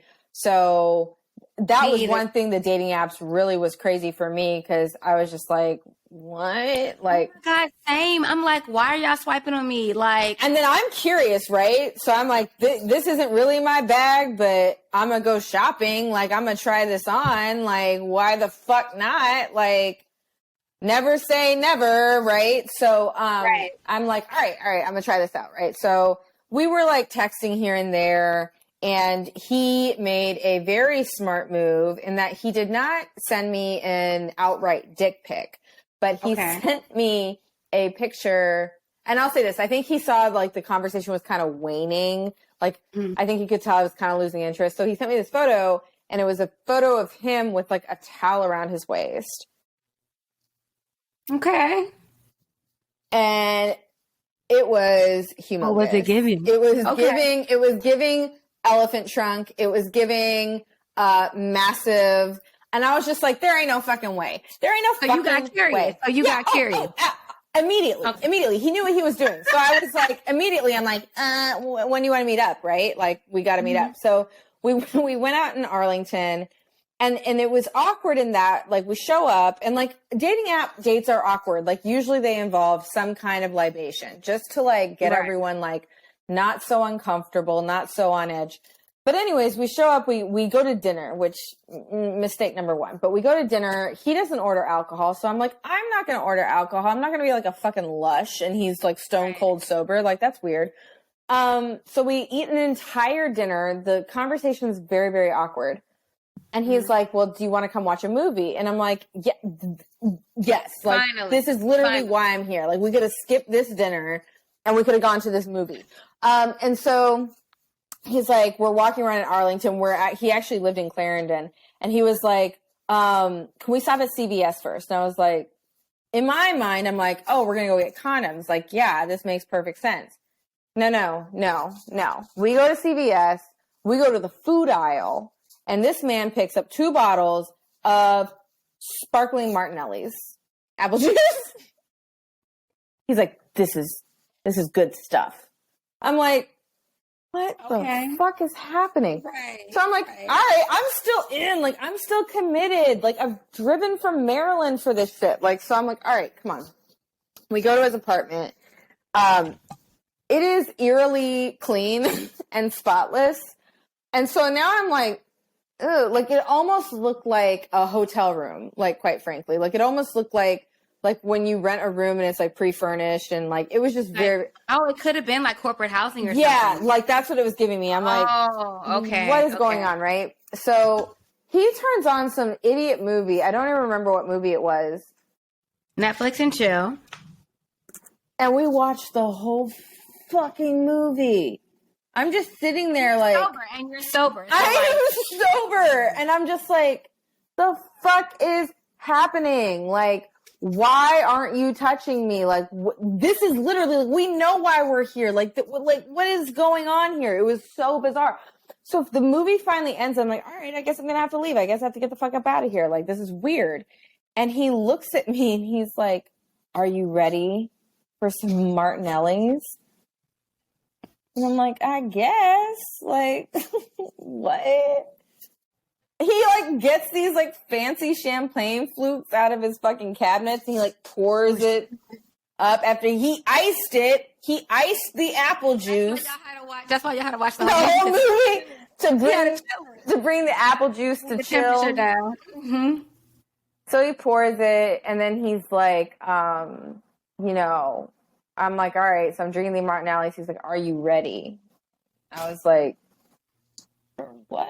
Like, but you've been right. It was so bizarre. So he like undresses in front of me, and I'm just sitting on his couch. Okay. And again, I'm sober, stone sober. So like, I don't even know what to do. I am not like, I will say this, like, I have gotten feedback that people think I'm like, I don't like being called sexy, right? I get very uncomfortable with that. I don't see myself as sexy. I am actually pretty awkward. I think that alcohol in a lot of cases helps with that, but like, so like, I am ill-equipped for this situation completely. He's like gotten completely naked. This man is hairless. From the neck down. Right? This is giving creep. Like, this is giving. Right. I'm like, am I going to die? Serial rapist. I'm like, am I going to die? Like, this clean house, no hair. So he starts to give me head, and I'm just like, this is the weird. But his dick is big. Like, it is really giving big. And I was like, oh, okay. Like, so he puts a condom on, like, he's giving me head. And when he's giving me head, he starts going like, he starts making these noises. He starts going, just like that. Like, What? And I'm like, no, what the fuck is happening? Right. Like, what the fuck is happening? So he's like, do you want me to put it in? Like, and at this point, I'm like, not really, but I mean, like, now I'm scared to say no because you might kill me and like pour bleach over my body. Like, so I'm like, sure, put it in. Like, it was and so we start having sex. And again, he's like, So like while y'all, so he's on top and he's on like, top. I'm on the couch. noise. Yeah. Same noise. And I'm like, how was the sex? Not good. Okay. It was just a big dick. It was a big dick, and that's it. And I was just like, all right, this has to end. And one thing, and I think probably most women, this will resonate. Like, in a situation like that, like, I'm not telling a guy, like, I'm done, I'm getting up, because I'm not going to put myself at harm at this point. Like, I'm like, all right. And like, I don't think men understand. Men don't understand that, but it's actually pretty fucking scary. So it's like, all right, you don't want to be in this situation anymore. It's really weird, but you also are like, yeah, I don't know this person. I don't know what they're capable of. And he is a man. I am a woman. He is bigger than me. Like, I don't win this fight. Right. So I'm like, all right, this has to end. So I like flip over, and my guardian angel like gives me life, and I just start twerking the fuck out of this man. I'm like, I don't care. Like, I don't care. This man's got to come. Like, I got to get out of here. And so like God, his holy angels, and everybody just sent me all the power in the world. And he starts screaming. Wait, like top of his lungs. Like, I was startled. Like, I freaked out because he screamed. So when he started coming, he just started screaming at the top of his lungs. He's like, oh my God. Oh my God. But he's like literally screaming. I've never heard this before in my life. And I was like, and this is how I die. Like, this is Nikki's death story. Like, this is just it. And so he goes like to take the condom off. By the time he came back from taking the condom off, I was out the door. I was out the door. He was like, I've never seen anyone get dressed so fast. And I was like, I don't like to overstay my welcome. Like, I never thought I was going to die. Right. I never thought I was going to get killed during sex either, but here we are. This was an experience for both of us. So just curious, do you think that like, I'm just curious if he just, like, I feel like, okay, I have so many questions. Do you think that, like, he just felt like because he had a larger size penis that he didn't have to do anything extra? No, he thought he was doing things. Most men do. I'm sorry. Most men think that they're really, like, digging in and dicking you down, and they're not. And I think, like, sadly, very few women, one, feel safe enough to give criticism, or two, have the confidence to give criticism, because a lot of women are willing to accept bad sex because they like the company, right? They don't want to fuck up the... I can share a story. About a time where I had to tell this man, this is not going to work for me. So, yeah, I don't think I ever told you guys a story like this before, but Story time, guys. So I won't date it. I will not date it. But during this time, I did not have a boyfriend. I did not have a sexual partner. And I was tired of not having a sexual partner. So I connected with this guy. I've known him for years. We connected on social media. And the conversation was going pretty good. Like, I was like, you know, it was consistent. So he's like, I'm going to come visit you for the weekend. And I'm really like, I am very, very big about my fucking space being my haven. So you cannot motherfucking come up in here. So like, this is why I'm never going to find a fuck buddy, because I don't want to be at your dirty ass house and you can't come in here. So I don't like, unless we do a whole, this is so unrealistic for me. I just need to go back to square one. I'm being by myself. But anyways, so I was into him enough that I felt like, okay, you can stay here for the weekend. He was coming in on a Saturday, so he only was going to spend one night. I'm like, I can deal with one night. No matter how terrible the interaction may be, I can deal with one night. And I had it in my mind already. I'm going to have sex with him because, like, it was not about him. It was about me. Right. And so... As I like to say, the pussy was his to lose. You do like to say that, and it was his to lose. Yeah. And so he was slowly but surely losing it throughout the whole day. But we got drunk, right? So we get drunk, we go back to my place, and I'm just like, Brittney, you allowed this man into your home. You had I mean, don't get me wrong, guys. I really did like. I liked him from what I knew of him, right? So it wasn't like it was solely, even if it was solely a sex thing, whatever. But it was not. It was like, you like him enough that you're willing to go there with him, right? So I'm like, all right, we get back to my house. He had been getting on my nerves the whole fucking day. I was like, we're never hanging out again, but it's not really about that. So I get back to the house and we have been drinking all day. Okay. And we're trying to engage in sexual activity, and he could not perform. And he was blaming it on me. And I'm like, let me tell you one motherfucking thing. It is not my fault. Like, I've never had an issue. Like, this is not me. So we're trying to, like, you know, and, you know, it was not working. And so in that moment, you didn't want to just like fold it up and No, I'm not. I don't even have it in me to fake. I don't even like. You weren't even worthy of that. No. Like, you know, but you know, I know that happens sometimes, right? You're just like, fuck it. But even in that moment, I'm like, I still want this to be an enjoyable sex experience, even though it was like not. I knew that I was probably not. I might have kept him around had it been all right. If it had been all right, he got on my nerves, but had it been an okay sexual experience, he didn't live where I live, so it could have been like when it happened, a casual, like once a month type of thing, right? So, which was fine, because sex once a month when you're single, that's better than nothing, right? So, I put him out of my bed. I said, I've literally handed you my vagina on a golden platter. You've dropped the platter. I want to go to sleep. I don't want to sleep beside you. I don't cuddle you. So you got to go sleep on the couch. And he was like, what? And I was like, are you serious? I was like, he was like, for real? I said, like, get out. Like, what don't you fucking understand? Because I'm about to tell you to go get a fucking hotel. Right, and about to tell you to leave. Yeah. You a fucking favor, right? So he goes and sleeps on the couch or whatever the next morning.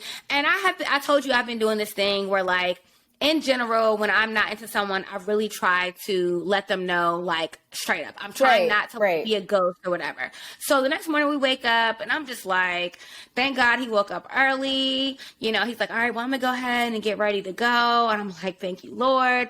I'm thinking I'm going to have my, you know, Sunday to myself or whatever, because we had planned to spend Sunday together, but he already knew. Don't wake up in the morning. He's like, bye. No, we're not going to brunch. No, all of that's canceled. So, so he gets up, you know, he gets his stuff, packs his bags. Like, give me a hug. I give him a half hug because I'm giving him the homie hug to let him know that this is where this train stops. Yeah. We've come to the end of the road. Yeah. We've come to the end of the road, in the words of Boys to Men. And so, you know, he gets in his car, he leaves or whatever, and he calls me immediately after. And I'm like, dude, what the fuck? So he's like, oh, I left my sunglasses. And I was like, Unless they're designer, leave them. I don't even recall. I was just like, I mean, at this point, sir, get your pride and leave. Like, leave, sir. I put you out of my bed. I put you out of my bed last night. Do you have no pride? Unless I left my mother at the house, I would have been like, whatever it is, I'll take the L on it. Like, I'm not calling her. So I had plans to give him the whole, like, you know, this isn't working out, you know, message, but I was trying to wait for him to get home. So he gets, like, he comes back, gets his sunglasses or whatever, then he leaves. And I'm like anxious. I'm like, let me know when you get home. I could not wait because I'm like, I'm not waiting till the next day. I'm not waiting till later. I'm waiting Yes, I'm letting him know that this is it. So, y'all know he tried to play me? He tried to end with you? No. Listen to this. So he was like, so he gets home and I'm like, hey, thanks for the date yesterday. You know, it was cool.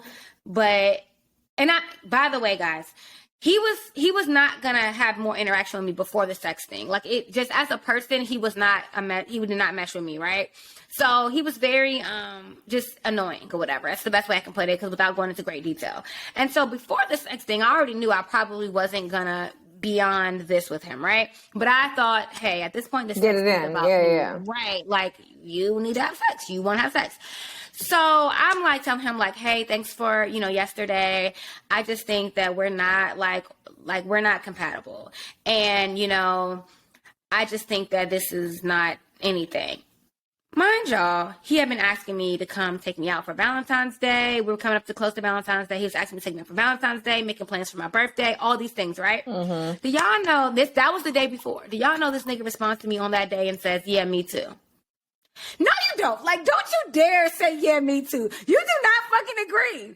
You do not. And I was so he's mad. Not going to beg. He took big L's. He took big L's. I know. But, like, Nikki, even if you had not said nothing, but not, yeah, me too. Don't play me. You was just talking about how you, like, oh, I can't wait to come back up here for Valentine's Day. Sir, no, you did not. You was just, like, I was so blown. And so that experience for me was like, I felt a little more powerful than I have in some experiences because I was in my own space. It does not mean you can't get like attacked in your own space, but I was just like, no, I'm not. Because as younger me, I would have been a little bit more afraid to have said like, well, hey, no, and it does matter. Like, it matters in what situation you're in, who you're with, how well you know them. Like, that all and plays I've known him into for it. years. I had known him for years. We had mutual friends. So I knew, like, overall, I knew he wasn't a fucking serial killer, right? Right. But I can totally see how being in a situation with a complete stranger would make you feel like, I got to go through with it. And it's so rare. Men don't have to do that. You know, it's like men could be like, thankfully I've never had a man get up and walk away from a sexual situation with me. But like, y'all could do that and like, you're not scared for your life. You're not, if we attack you, you can probably like, you're fine. You're fine. Yeah. So that reminds me like, no. Okay. Just of the audacity of men, right? So I'll never forget this. In college, I used to work at Express at Short Pump, right? Okay. And there was this kid who I worked there for like a month. Oh, did you? Yeah. Mm-hmm. Yeah. So there was a kid who worked at a store down the way from me, and he liked me. So he would always drop by, like whatever. He was a nice guy. So like we went out on like several dates, and I wouldn't say he was like the most attractive, but he wasn't unattractive. And he was just really nice and really cool. Like we hung out a lot. And so for Christmas, he got me all this shit, right? Like he got me sneakers and he just got me a bunch of shit, right? I didn't get him anything. And we had gone out on like solid like 6 dates by this point. So I was like, all right, I guess I'll just give him some ass for Christmas, like whatever, like, right? Like sex is not a gift, but okay. So it was probably one of the worst sexual experiences of my life. He was very small, like almost to the micro point of small. And wow, no wonder he gave you so many gifts because he had nothing else to offer. And he like came really fast. Like the nerve. It was like 3 pumps. And then when it happened, he got up and he like started making these excuses about like how he hadn't had sex in a long time. And I'm not here to shame anyone. I would never I would never like that. I'm like, we're already taking a lot of L's here. Like, I'm not going to do this to you. So anyways, he was just like, oh, I guess I should jerk off more. Like, I'm like, that's not the problem, sir. Like, that is not the problem. That's not going to make your penis right. grow. It's not the problem. So anyways, so I literally didn't say a word. He never hit me up after that. And I did not tell anyone about it. Not a fucking soul. Right. Okay. Cause I was like, he's a nice guy. It clearly didn't work. Mm-hmm. So my sophomore year, I'm hanging out with this guy who knows him. It's a friend of his, actually. Mm-hmm. And he's like, oh yeah, did you and him date? And I'm like, yeah. I mean, I wouldn't say we dated. We went on dates and y'all had a thing. We did hook up. And I was like, but it didn't work out. And he kind of looks at me. He's like, really? I'm like, yeah. He's like, you don't have anything else to say about it? I was like, no, I think he's a nice guy. That's a weird question. Well, I say, I think he's a nice guy. And he goes, all right, I'm going to tell you this because like, I respect that you didn't. What? So this man had been going around saying that, again, Nikki's a whore. And it was like a hot dog down a hallway. What? So. What? Sorry, not the audacity. Man, so like, you didn't perform. Now I would like to preface this. It had been like a solid year, and I had literally not told a soul about this situation. Mm-hmm. So, I decided to speak my truth to literally everyone. I'm glad. And it was to the point where by the time I graduated, he went to a friend of mine and said, please ask Nikki to stop telling people how small my penis is. Well, why was you lying? You brought this on yourself. Yeah, you brought this on yourself. Your penis was smaller than my thumb. And I'm sorry that you can't feel walls when your penis is no larger than my thumb. I don't know what to do with that. I don't know what to do with this either. I don't know what walls you will feel. And your thumb is bigger than mine. This is tragic. It was. So yeah, just the audacity. I was just like, I actually respected you, even though you were the problem, both size and stamina. I didn't tell anybody. And you had the nerve to actually come for me like I was the problem. Yeah, no, that was the first time I've ever had a guy do that to me. And I think, like you said, looking back, he had a safe face. Like one of my homeboys, I told him the story and he was like, he laughed so hard. He was just like, I've never told anybody this story before, actually. Well, I've told close friends this story, but I've never openly told the story. And I'm just like, sometimes sex makes you unable to perform, and all you had to say was like, can you give me till tomorrow? But he was like, oh, you gotta, it was making it about me. Sorry, it's not me. She's hot and ready. Like, I don't know what you're talking about. Like, it's not me. And so for him to have done that pissed me off. I was like, I was better off just ghosting you because now you got me having an attitude. So, it's like makes you like, I should just ghost people. But that was my first attempt in life at ever potentially having a strictly sexual situation with someone. Well, that's bad. And yeah, I've never had that before. And that's why I say, like, ideally it sounds good, but I want someone to be I want that sex buddy to be so close to being the person I would want to be in a relationship with that I would just end up in a fucking relationship. So ideally I can't do it. I think that's the one thing that is hard though, is like, predominantly men will always get their nut, right? It is not the same with women. And so, yeah, sometimes it's like, I don't really want to deal with this because I mean, I've told you this before, like I didn't experience an orgasm until after college. Like that's crazy. I want to apologize. I want to apologize on behalf of everyone that is sexually active in this world. I believe if I didn't have an orgasm until my mid-20s, I would have probably had stopped mid to late. I would have probably had stopped having sex. What's the reason? What was the reason? What was the reason? Because that is like, but I'm also very, very aware of my body. Right. So if most times, I won't say 9 times out of 10, but 7 out of 10 times, if that is the goal, I can make it happen. Yeah, I did not know my body. I learned that. Yeah, I learned.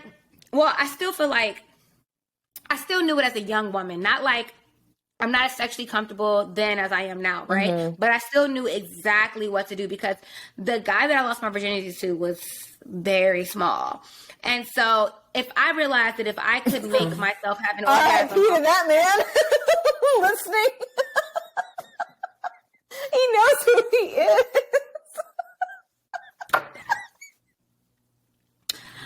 Sorry to that man. Sorry to that man. You know, that was the smallest I've ever had in my life. And I just want to say, I thank the Lord that you never brought that. But that's when I realized that, like, if I can obtain an orgasm off of that, right, that I am unstoppable. So, I am fearless. I am unstoppable. I am woman.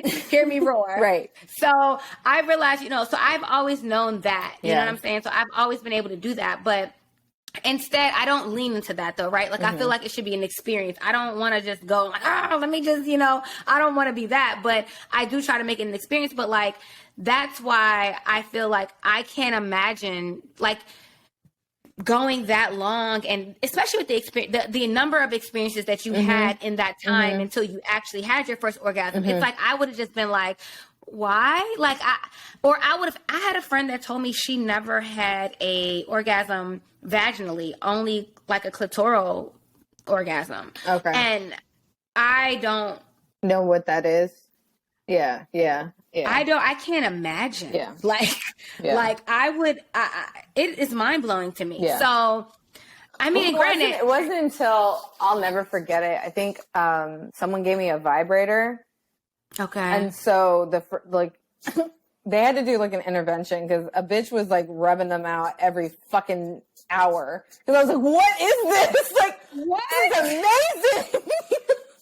My friends were literally like, Nikki, you're going to burn your clit off. Like, cut that shit out. No, that's a real thing. And it is a real thing, right? You can desensitize it. It is a real thing. But yeah, no, I think that, I mean, it's not to say that I didn't enjoy sex, but I did not orgasm, right? So, I think that, and honestly, I think a lot of women do experience that. And I think that they're made to feel weird or like broken because like, I remember that like all my friends were like hyping, like they were all fucking too. And they were like, I just like came so hard. And I'm like, they was probably lying. What? Right. I mean, probably. But yeah, no, I laugh because I'm like, oh God.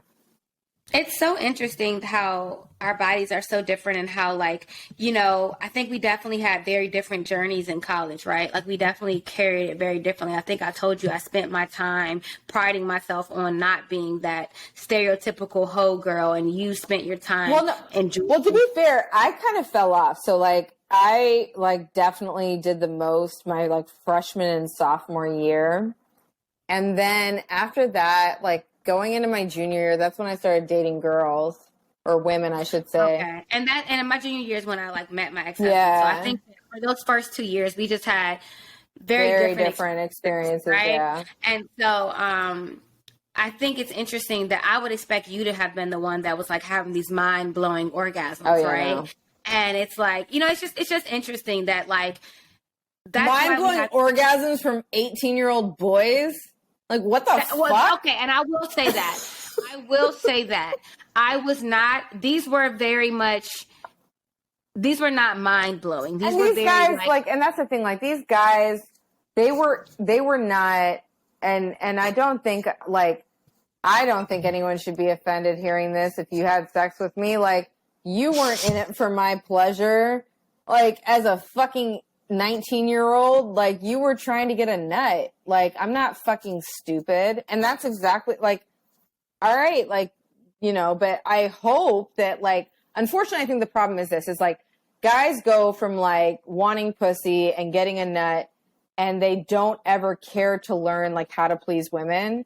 And then you have like women, a lot of women, myself included, who did a lot of performative sex, who like just was like, you know, I felt like that was what I was supposed to do. So I faked it a lot, and I like made men feel good about themselves a lot as far as like what they were doing when it really wasn't anything that like, I'm sorry, like Energizer Bunny pounding me from the back like that. I don't. Let's not go. The fuck? You know, like, all right, like, glad you got it. What you saw on porn sex, and then you're not even like... I had a friend who told me that the first time a guy ate her out, he brought, like, she was naked on the bed, and he brought into the room a bowl of water and, like, poured it over her vagina because he saw... And she was like, what the fuck are you doing?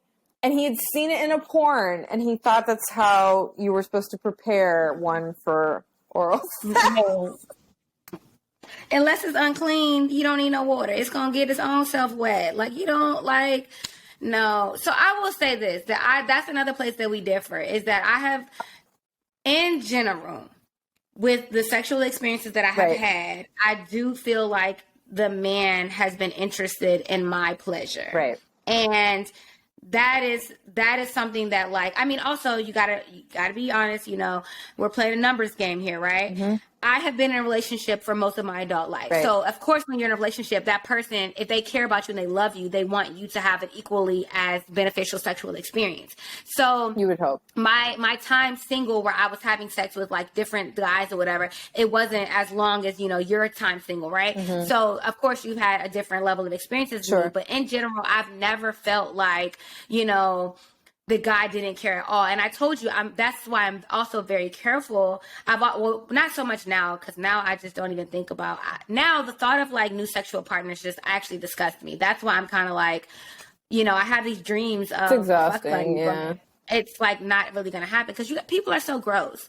And so, you know, even back then, I was very careful. I wanted to try really hard to not engage with people who I thought only wanted me for sex, unless that's like what I wanted, which as an 18, 19, 20-year-old, that's not what I wanted. I wanted to be a goody two shoes, and I wanted to be this girl that seemed like she was just so like not a hoe and stuff. Yeah. And, you know, I would scale back my performance because I would think of it the opposite of how you might have been thinking of it as performative. I would be like, no, you can't be out here doing the most, because he could be like, where you learn that? So it's like, as a woman in my mid to late 20s, I learned like, girl, if you want to keep your man around and you want to have a good sexual experience that both of y'all are enjoying, and I'm not saying that sex is the way to keep your man around. I was going to say, if you want to keep your partner interested in you sexually, you have to be willing to do different things, right? And so for me, it was like something that I learned then, where it's like, you're not a hoe for wanting to enjoy sex. You're not a hoe for like wanting to try different stuff. And it doesn't mean you've had a bunch of sexual experiences. And then if having a bunch of sexual experiences doesn't make it like, it doesn't. It's like, it is what it is. Like, you know, and I think that's something I had to learn as a woman. Yeah. Like there's nothing wrong with that, but it wasn't how we were taught growing up. We were taught very much like it was a numbers game again. And the more sexual partners you had, the more your value decreased. And value like we're a product. Yeah, exactly. And it's like, I led with that. And that was such a male driven ideal. So even now, like, I'm not going to lie, I'm still very cautious. Like, you know, I don't want to have a bunch of sexual partners or anything. Now it's not so much about being a hoe. It's dangerous in these streets.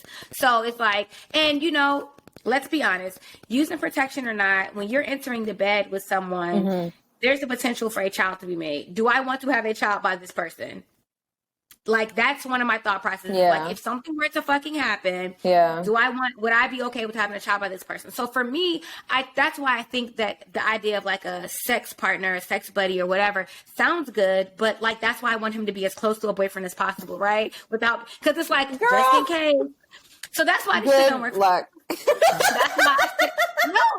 why I sit up in here by myself. That's why I, you know, sit up in here by myself. I mind my business. I don't go on dates. I don't So I will say this, like, I think that, and I think people will have differing opinions on this, but I think that, as hard as men are on women, I think women are harder on women. And I think that, that it truly, like, to me, and people are like, oh, she's saying this because of X, Y, and Z. And that partially is true. But like, to me, I think the idea of like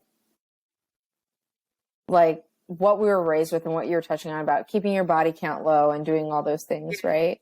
Like, again, like that feeds into this idea that we are products and that our value goes down, right? Yeah. And I think that I lived in like this idea of like fear of just that. Like I was somehow lesser than because of my decisions and because of things I did, you know, in my early 20s. And I think that like what's really important is like men have been doing this shit for centuries. And we don't care as women because we don't see men as products. Mm-mm. Right? And I've never asked someone what their body count is because I don't fucking care. I genuinely do not care. What I ask is, what kind of relationship do you want? Like, do you want a monogamous relationship? Yes or no? Do you want something more casual? Yes or no? Because for me, I'm like, comparing someone to like decisions they made when they were 18 and 19 was, to me, trash. Well, to me, it's trash. to think like that's where you stopped at your evolution as a human being. And a lot of them have. Well, that's another thing. But no, truly. And so, I personally, and I think that if you do care about that kind of thing, I think you just maybe need to assess how you value women. Because I don't think you value them very high if you see them as some kind of product that like what reflects like something about yourself. Because I've heard this before. Like I'll never forget a friend of mine was telling me a story about how his buddy had him and his buddies, they'd been friends for decades, right? Like forever. They're like in their like mid 40s and they were at brunch and one of their boys was like, oh, like I met this chick. She's so cool. Like we vibe so hard. Like he was visibly excited about this chick, right? Aww. He says her name. Two of the guys had fucked her 25 years previously. 25 years. 25, Let it go. 25 years. They say it, which I had a problem with. I was like, why the fuck would you even mention it? But they mentioned it. Ego. And this guy went from visibly excited about this woman to canceling the date with her. Aw. That sucks. Like, that's so uncalled for. But that's like I think I've met, you know, the most confident men I have dealt with have never cared. Because they don't give a fuck. They don't give a fuck what's going on with you. Because they're confident in themselves. I've never had a man ever ask me my body count. I don't have STDs. I've never had an STD. So like, I'm coming to like, why? Why is that relevant? I think that as long as I'm healthy and as long as you're enjoying or will enjoy our experience together, why does that matter? What does that do for you? Like, and I don't want to, and quite frankly, I don't want to know my sexual partners because it's like, I don't care. Really I really don't care. It's not, I was gonna say it's not relevant to the conversation. Yeah. It's just like whatever. I mean, I like to. One of the things that makes us work as far as conversation is that I like to ask questions. Yeah. So I do question my partner. Okay, tell me the craziest thing that's happened during sex. Yeah. Tell me the weirdest experience. I do that, but I'm not like, tell me how many women. Like, I don't care. I'm more so wanting. I love a good story. Yes, I do so too. So for me, like, I will do that, but it's not. It's never like, you know, it's never about doing the numbers or whatever. It's more so for me like, okay, but we don't look at men as products. We don't. No, we don't. And I think I look at men, because I am such a lover, I look at them as objects of desire, objects of like potential affection and love. And I can love when, like, I look at it so differently. It's like, you are, I don't even care about your exes as long as they're not crazy, but every nigga I know got a crazy. Let me tell you something. Let me tell you that. Nikki, one thing I will attract, if I don't attract nothing else in this world, nothing else in this world. A man with a crazy ex. That's all that I attract. God, I don't know what I did. But I mean, this has been my ex-husband, my most recent boyfriend. This has been in life. I attract men with crazy exes. And I don't have crazy ex behavior. I don't show up at your house. I'm not riding past the house. No. I'm not keying your car. I'm going to do that stuff when we together. No, I don't even do that when we're together. But I'm definitely not like, I have pride. Like you're like, right. I might lose it a little bit, like verbally lose it a little bit. But I'm never like physically putting in effort to go be crazy. So like I am always on the other side of that. I'm always on the other side of dealing with the crazy exes. So back to my point, I just feel like, wait, what was my point? I don't even remember. It's almost 12 in the morning here, so it's almost 1 in the morning there. I'm chilling, like. But I will say, we have a lot more to talk about. We do. We're gonna make the next episode. We're gonna just get straight to the shit. They're probably like, wait, her friend wanted to call this Home for the Holidays, and all they did was talk about fucking. But no, this has been a good conversation. They're gonna appreciate this. I'm telling you, they're gonna appreciate this. Yeah. But I will say that Nikki has some solid ass stories that I have to bring her back. Like she's coming back. We'll do two more if we have to. But Nikki has some really good stories. And I would say I would come home even to do it. But with this fucking pandemic stuff, it's no telling. Because I mean, a plane ticket home is only like $200 if I get it, like right. At the right time or whatever. But with this pandemic, it's no telling. But Nikki has some really solid stories. We're not done here. This was just the tip of the iceberg. Before we go, Nikki, I will say that I hope that they realize how comfortable you are with opening up about your sexuality. We're going to do 2 things before we end. First is going to be on you. The second is going to be on me. Okay. So the first is going to be a question for you. Sure. Tell me an embarrassing or just a funny situation with a woman. Do you have one? I'm sure I do. Let me think. Oh, okay. Yeah. So, I went to a wedding. I went to a wedding in Detroit, for my friend. Okay. Her and her wife were getting married.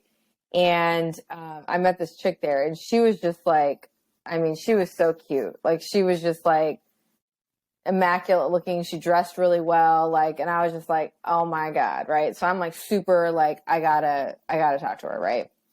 So we start chatting it up. I get kind of drunk, but we're like vibing super hard. And she's from Detroit. So she's like, I'm going to show you around my city. Like da, da, da, da, da. And I'm like, all right, bet. Like I'm in. Right.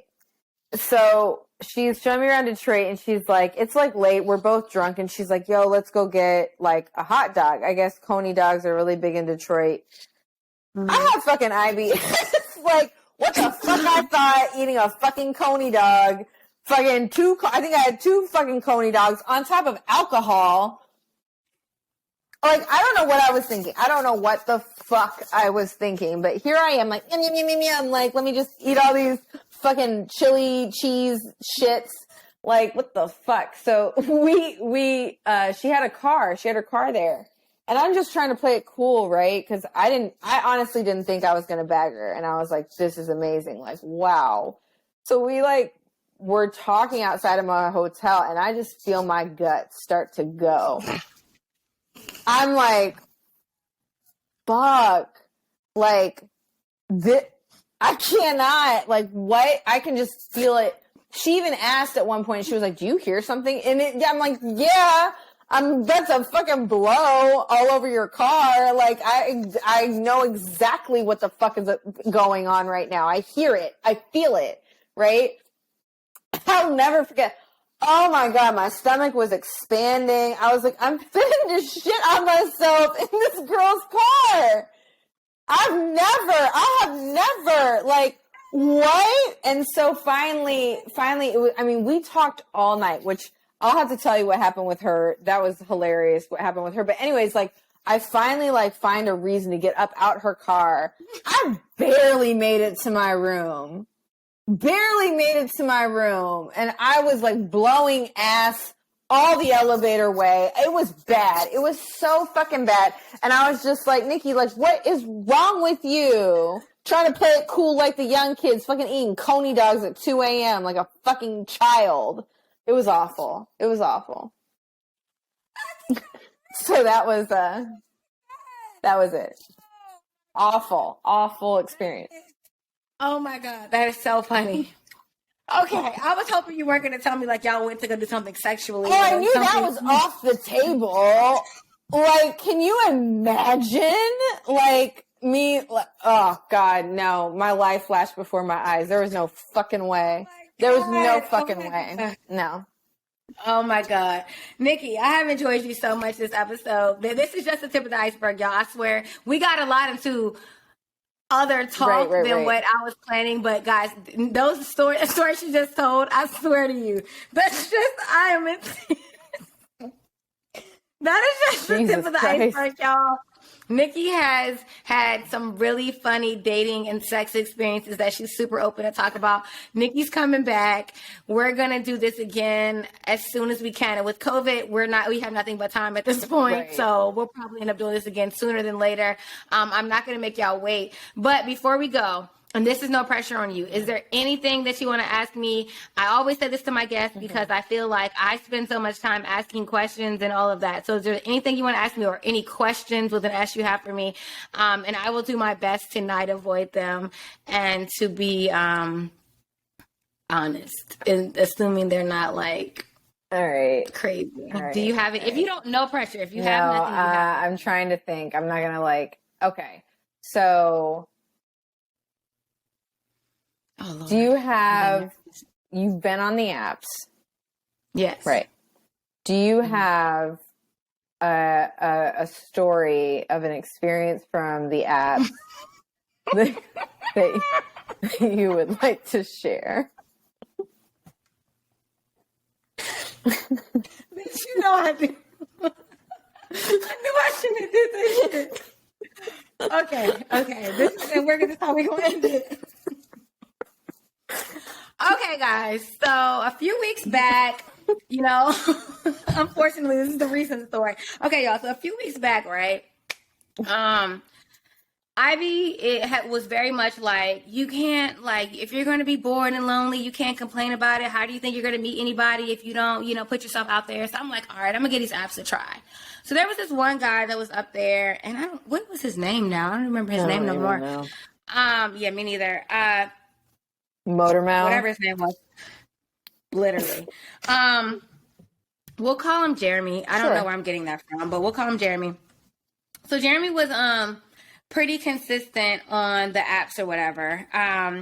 He was, assertive. He was talkative. Like, I was like, okay. And I think you and I even talked about how he was assertive and like, hey, do you want to go on a date the time and day? Yep. Right. Pick the time and day or whatever. So the first red flag was it was raining that day. And he was like, oh, well, let's go meet up at this place at this time, but it's raining, so I don't know. So I looked at the place. It was an indoor location. I was just like, what? So I told Nikki, I was like, so does this mean, are we going to date or are we not going to date, Nikki? I don't know. I've been out these streets for so long. Help me. Right. And so she was like, well, I don't know, but I see where you're coming from. I'm like, I'm just going to clarify. So I reach out and I'm like, hey, so are we or aren't we going on this date? He was like, no, we are. But I was just trying to be thoughtful of the fact that maybe you don't want to be out in the rain. I was like, I'm fine with it. I never would have said, yes, I can see the weather outside, clearly. So we go on the date and we get there and it's a place called Cidercade. And so it's an arcade that has a cider brewery in the arcade or whatever. So I'm like, first off, I get there and I'm like, this shit, okay, whatever, fuck it. So I get in or whatever. And I'm like, okay, he was late, which I didn't like, but I get very inside. late. He was 30 minutes late.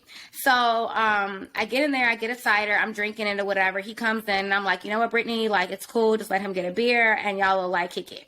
So we get in there. He's like, oh, no, I'm not drinking. And I'm like, okay.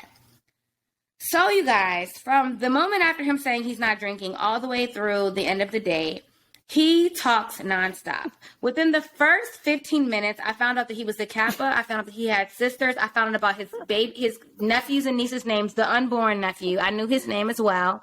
Juju. The unborn nephew, Juju. I knew his job. He had multiple jobs. I knew the name of his students. I knew so much about this man. And I'm thinking like, okay, it's cool. I know you guys do not believe what I'm about to say. But I am very much like, when I'm on a date, one of my biggest things that I do is I allow that man to talk, because you learn so much about a person when you just let them speak. So I know y'all are thinking like, you can't imagine a situation where I'm not the dominant person talking, but I swear to you guys, I'm really big on doing that when I'm on a date. So like, because I'm not trying to dominate the conversation, or I'm not really contributing to the conversation, he just goes nonstop. He rose to the occasion. Yeah, so like I found out that like his grandfather died, and like, oh my God, y'all, I know his whole fucking family history. This is in like the first hour of the fucking date at this point. So we're like playing games and stuff. Like we're playing like, you know, the old like arcade games from when we were kids. So it was like kind of fun. He was tall. He was handsome. He dressed okay. So I'm like, okay, like this is all right. He was very country, very Houston. So he asked me that I want to go get some food with him, because he was like, he said something that was really cute. And y'all know I don't really do cute shit, but this was kind of cute. He was like, I don't want this date to end. And I was like, oh, that's kind of cute, you know? But I'm also like I'm cringing at the same time. Right. So I was like, all right, cool. I'm hungry anyway. He's like, oh, I know the place. I know the best burger in Houston. I'm like, cool. So he takes me there, whatever. We go in, like, we order food. He finally starts drinking at that place or whatever. We're talking. No. He's talking. Right. And so he's talking. And I'm like, finally, at some point, I've had my share of ciders and drinks. And I'm like, do you realize that, like, you haven't given me an opportunity to say anything? And he was like, oh, my bad, or whatever. But the date was kind of over. So I was like, whatever. I go home. He goes home. We part our ways. And so on a scale from 1 to 10, the date was probably like, I came home decently excited, right? Yeah, Nikki? I would say a 7. Okay, like, yeah, you were giving him a pass. Like, you were charging it to, like, the nerves. The nervousness, right. Yeah, so I was like, okay. So I'm like, second date, definitely can do a second date. So the second date, initially, I had canceled on him because I was just not up to, I just wasn't in the mood. Like, I'm like, first off, I'm not going on a second date so quickly. Right. Like, I was trying to be a little bit petty. Like, I'm not trying to seem so available. My ass was mad available at the time. So I was just like, whatever, fuck it. So he was like, all right, well, he invites me to go to Dave & Buster's. And I was like, nigga, we just went to the cider arcade yesterday. We're not, I'm literally and figuratively, I don't have time. I'm not playing these games. Like, literally and figuratively, I'm not playing games, right? So I'm like, I'm not doing that. And I don't know if y'all know this, because y'all probably don't, but I'm having really severe back problems. So I charged it to, hey, my back problems are bad. I can't do something where it's going to involve us standing up too long. Like, my back is going to fuck up. Right. So he was like, cool. So he's like, oh, let's go to this one, like, wing spot or something. And I was just like, so then I also lied. I said, I can't be in the car longer than 10 minutes. So if it's more than 10 minutes from my house, I can't make it. Because my back is going to fuck up. So he was like, oh, no. That's fine. Like, just find something by your house. Honestly, what it was is that I didn't want to put forth too much effort driving to him for this second date. So I found this little, like, hole in the wall, like, dive bar or whatever. We go there. We're watching football or whatever. And he starts to talking shit immediately. And I'm like, I hadn't had a drink that day. I was like, you know what? I'm going to go order us a drink. Nikki knows what happens next. And I text her. So I'm like, hey, first off, I felt a little bit of a way, but I'm going to tell y'all why. So I'm like, I'm about to go order a drink and a shot. Like, do you want something? He's like, I'm ashamed. I am ashamed. He goes, oh my God. This is literally his words. Oh my God. Yes. You can get me a shot of, what is it called, Nikki? Fireball and a Angry Orchard. And I was like, I said, excuse me? He was like, I want a Fireball and an Angry Orchard. And I looked at him, and I didn't lie to y'all. I looked at him like this. And so I said, you know what? Okay. So I go to the bar, and I come back with, like, a shot of, like, Basil Hayden, and I think I had, like a Basil Hayden and ginger ale. So I hand him his drink. In the meantime, I was texting Nikki like, what the fuck? And Nikki was like, oh, he must not drink a lot. So that's the only thing I could think to say to him when I got back to the table, because I was embarrassed for him. So I was like, oh, so you must not drink a lot. He goes, this is my best Southern Houston accent. No, Cause like what we do is we take the Fireball and the Angry Orchard and we pour it together and then we drank it out by the bonfire. And I was just like, I was taken back because I am a country ass bitch. Y'all know me. I'm from the country. I embrace it. But I was taken back. And I was like, I'm going to be honest with you. That drink order is giving me 22-year-old in college. Like, the only thing you could have done Giving differently. me Long Island iced tea. Like, yeah, blue motorcycle. Blue motorcycle. Yes.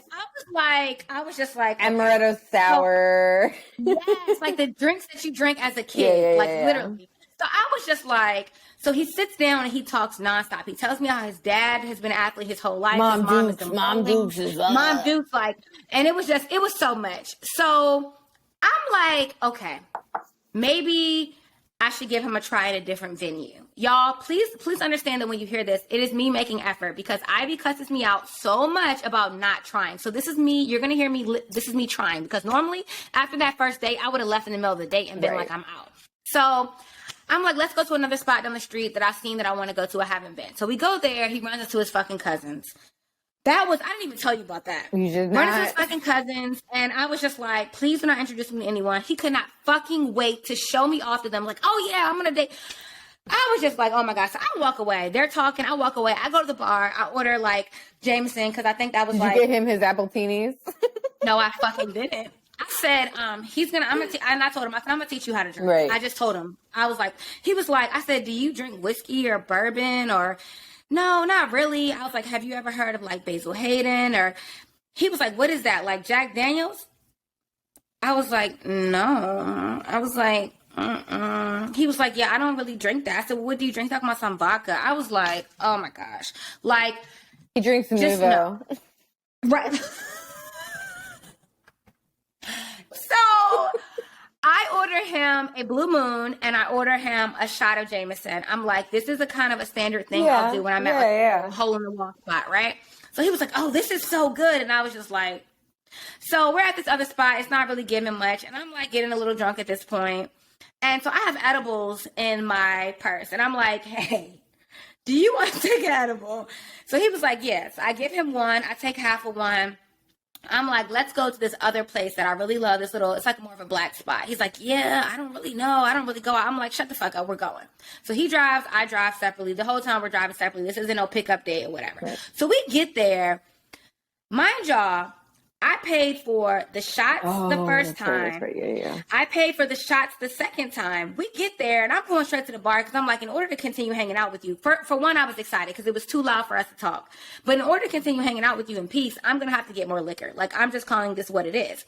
So I go and I order, like, I'm like, do you want anything? I'm thinking he going to be like, let me give you my card. Let me cash app you something. He tells me what he wants. I was like, get me whatever you get. So I get it, and I'm like looking like, you know that meme where the girl's like I'm looking like, give me some fucking money. He don't hand me no card. So I said, for one, this is God's charity work because this is what I get for dating niggas that have less money than me. Because this is our second date. Why, if you couldn't afford to come out, you can't pay to play, then don't play, baby. It's not cheap. This costs money. Like, you gonna have to pay for this. It's a luxury tax, okay? So I'm like, all right, this is already like not working. But I pay or whatever. So we sit down, y'all, and he's like all over me, like, and I'm like, I look at him in his eyes and I said, let me explain something to you. Do not touch me. Do not hug me. Do not kiss me. I said, none of that. I said, I will let you know when you can do that. I said, do not try that. I said, we're not there. So at some point we get pretty drunk and he tells me that his penis is very large. Yeah. And that it has a was it eight or nine with a curve to the right or something? Right. Yeah. So, I'm already realizing at this point, we're not making it beyond this. You talk too much. This is too much. I can't do this. But I come home and I tell Nikki I'm drunk. I'm like, well, Nikki, maybe. It's like, it's how, like. Right. It's like, maybe gotta see it. Yeah. Right. Yeah. So I'm like, all right. So the next day I wake up and I'm like, bitch, you don't like this man. Like, you do not like him. So again, Ivy being like, well, give him a try. Maybe 2 dates. And he's Ivy didn't have to hear his mouth. But she did because I recorded it. Oh, yes, you did. Oh, God. So I said, okay, I'm going to give him one last chance, a third date. So third date, Like, he planned it. We went to this really nice place. It was cool. It was like, I loved the food and everything. But during the second date, the next day after the second date, you called him out. I told him and I said, hey, you talk too much. Like, you talk a lot. I said, that says a lot coming from me. I'm a very talkative person. I am one of the most talkative people I know. So if I think you talk too much, like, something's wrong with you. And I said, but furthermore, it's kind of rude because you don't allow me an opportunity to even, like, engage in conversation with you. It's just you, like, overwhelming me. Yep. So he goes, okay, I'm sorry, my bad. Like, you're just so beautiful. Sorry, that don't have nothing to do with nothing. So I was just like, all right, whatever. So we don't talk like the rest of that day. So then he hits me up like the next day, like, hey, I'm planning this date for us. And I'm like, cool. So it was the next day. So we're talking about like 3 days after the second date. So it's a Wednesday. And I was like, hadn't heard from him all day Wednesday. So I was under the impression that if I don't hear from you the day of our date, our date is canceled. Like, we have no, like, we just met each other. Right. And I was fine with that because I'm like, well, I could say I tried, you know? So my one friend, I don't remember which one, she was like, well, just say something. Just ask him if it's still on. She was like, maybe he's busy, whatever. So I'm like, are we still going on this date? And he was like, oh, yeah, I can't wait to see you. And I'm like, okay. He was like, but I lost my voice. I was like, Lord, thank you. I am delivered. I'm going to be able to get a word in edgewise. I'm going to be able to, like, you know, something. I'm going to be a little bit, maybe he can redeem himself in this date. We get there. I get there first. He's not late. I just get there early because I told him, I said, do not be late. I said, because I will leave. If you're a minute, I'm very savage right now. I don't have no tolerance for these minutes. Well, he also showed up fucking ridiculous. 30 minutes, right? So I'm like, if you're late, even if it's 2 minutes, I'm leaving. I got there early, not intentionally, but it's so close to my house, right? The place was. He knew I won't drive more than 10 minutes. So he picked a place that was like right by my house. He didn't know where I lived. He knew my neighborhood. So we get there, whatever, and he's like, he gets there, and I'm going to try to reenact him as the best as I can for you guys. So he gets there, he hands me a bouquet of flowers, and I was like, all the women in it's a small restaurant, they're all like, oh, and I'm like, y'all don't even know this nigga about to have his last date, like, but okay, y'all can be impressed. So I was like, thank you. So he sits down, he's like, first off, Nikki, you know I don't like this, but I'm about to tell you what he said. He was like, what's up, boo-boo? I lost my voice. He was like, so, yeah, sorry about that. And I was like, okay, how did you lose your voice? Like, coaching the kids? Like, what happened? Yeah, like, you know, like, something kind of like that. Like, yeah, kind of. And I was like, well, we could have rescheduled. You could have told me, like, when you said you lost your voice, I didn't think it was to this level. He was like, nah, it's cool. Don't worry about it. Like, we're good. I had some tea before I left the house. I'm going to be all right. I said, well, I'm glad that you had some tea. Like, I hope that it helps you. Well, within 10 minutes, that tea worked a motherfucking miracle. His voice went from blah, blah, blah, blah, to this. Like, y'all, it didn't even hit me until an hour into the date that he had faked the whole losing his voice thing because he knew he could not actually stop himself from talking my head off the whole time. Y'all. So then he started talking regular. Like, he was animated. He's very animated and very into this, right? So at some point, I just fall back again because I'm like, I'm overwhelmed by the conversation again. So I'm just sitting there. I'm letting him talk or whatever. And I'm like literally shrinking into myself. I'm shrinking into myself because I'm like, what the fuck is going on? And I start to realize, like, he really got you. He faked losing his voice. So I think he starts seeing the annoyance on my face. So I start trying to talk back. No fucking lie to y'all. I'm talking regular volume like I am right now. This man was mouthing words, but not letting the volume come out. So it was like, I'm talking and he's responding, but he could not physically stop himself from talking, but he could mute his voice. So he was like, so at one point I stopped and I was like, look, are you okay? Are you okay? And he was like, no, boo. Yeah, boo, I'm good. It's okay, boo, boo. And I was like, don't call me that. I already told you. We're not doing that. You calling me sweetie, baby, boo, boo. I'm not that. This. So you start talking, right? Okay, I'm going to start talking. So basically, I'm talking. I'm acting regular. And like,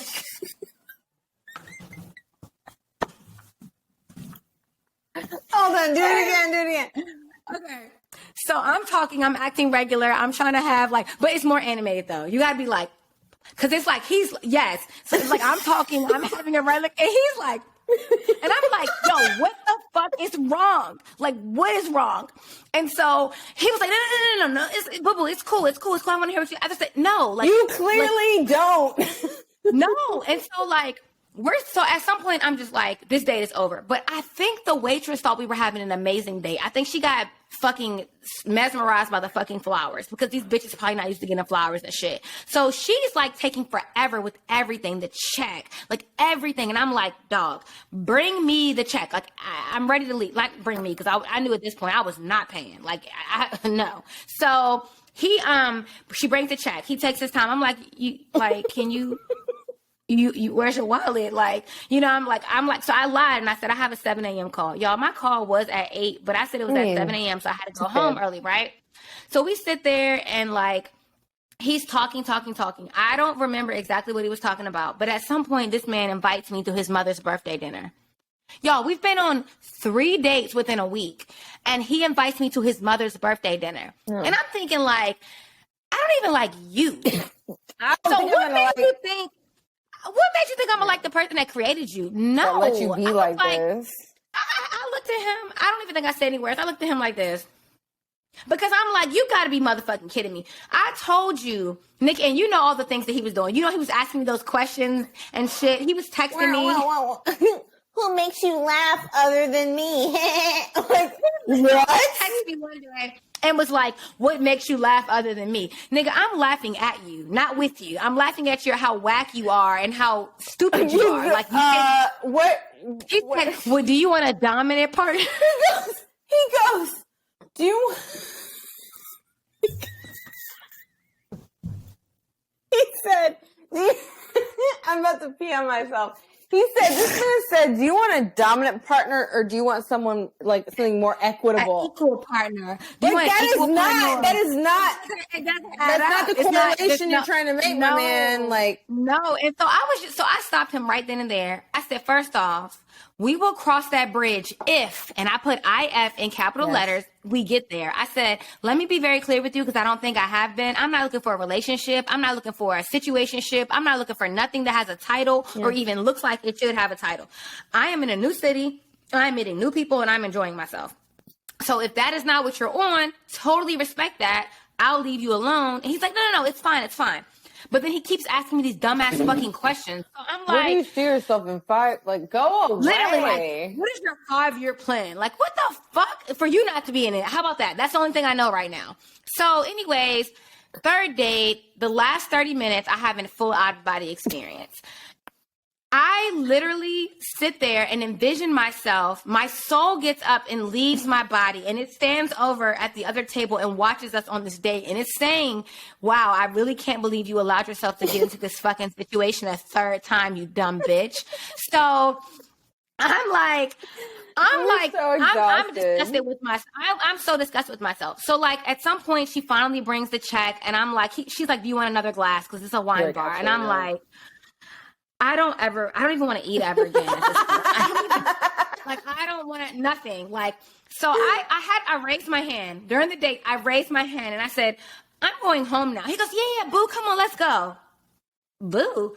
So y'all, he walks me to my car. He already knows, don't try to hug me. Don't try to kiss me. Don't touch me. He already knows all the rules, right? So he's walking me to my car. He walks me, I open the door and he's like, all right, well, good night. And as I opened the door to the car, I let out the biggest sigh of relief I think I ever had in my life. It was like, because I was so relieved to be getting ready to go back into my own space and like be by myself. And so I felt like shit because he literally, not only did he hear it, he saw my body like literally relax. And so I'm like, oh God, I'm such a bitch for this. But I'm like, at this point, he did it to himself. He literally did it to himself. Right. So I take a different way home because I don't trust him at this point. Like I'm very close to my house and I'm like, I'm taking a little other way home. So I took a little different way home or whatever. I get home, I go to bed. Wake up the next morning and I get the corniest fucking text message I've ever gotten in my life. It goes, sorry, hold on. Sorry. Okay. So I get the corniest text message I ever got in my life. It goes, it only takes 1 second to think of you in the morning, but the smile on my face lasts all day. Good morning, sweetie. Y'all, I text this motherfucker back so fast. I was like, good morning. After 3 dates, I don't see a future with us. I was like, our communication styles are vastly different. I was like, and to be 100% honest with you, I'm very overwhelmed by our interaction last night. And he was like, oh, okay. So I'm like, I don't really put my location on places on Instagram no more unless I've left. I really try to avoid that. But there's some spots in Houston where if you post that you're there, it's obvious where you're at. Like, you just know what a place looks like. So I'm like, let me remove myself from his social media so that, like, when I'm out and about, I feel comfortable. Like, he's not stalking my social media or whatever. So I unfollow him and remove him as a follower of mine. So I'm thinking, like, we're all good. Everything's good. He took it really well. Like, thankfully, cool. 2 fucking days later, this man comes following me back. For what? Like, what? Have you no pride? I have dismissed you. I have told you I don't like you. I have told you I don't see a future for us. Why are you following me again? Why do you want to see what I'm doing with my life when I clearly have played you? Like, what else do you fucking need?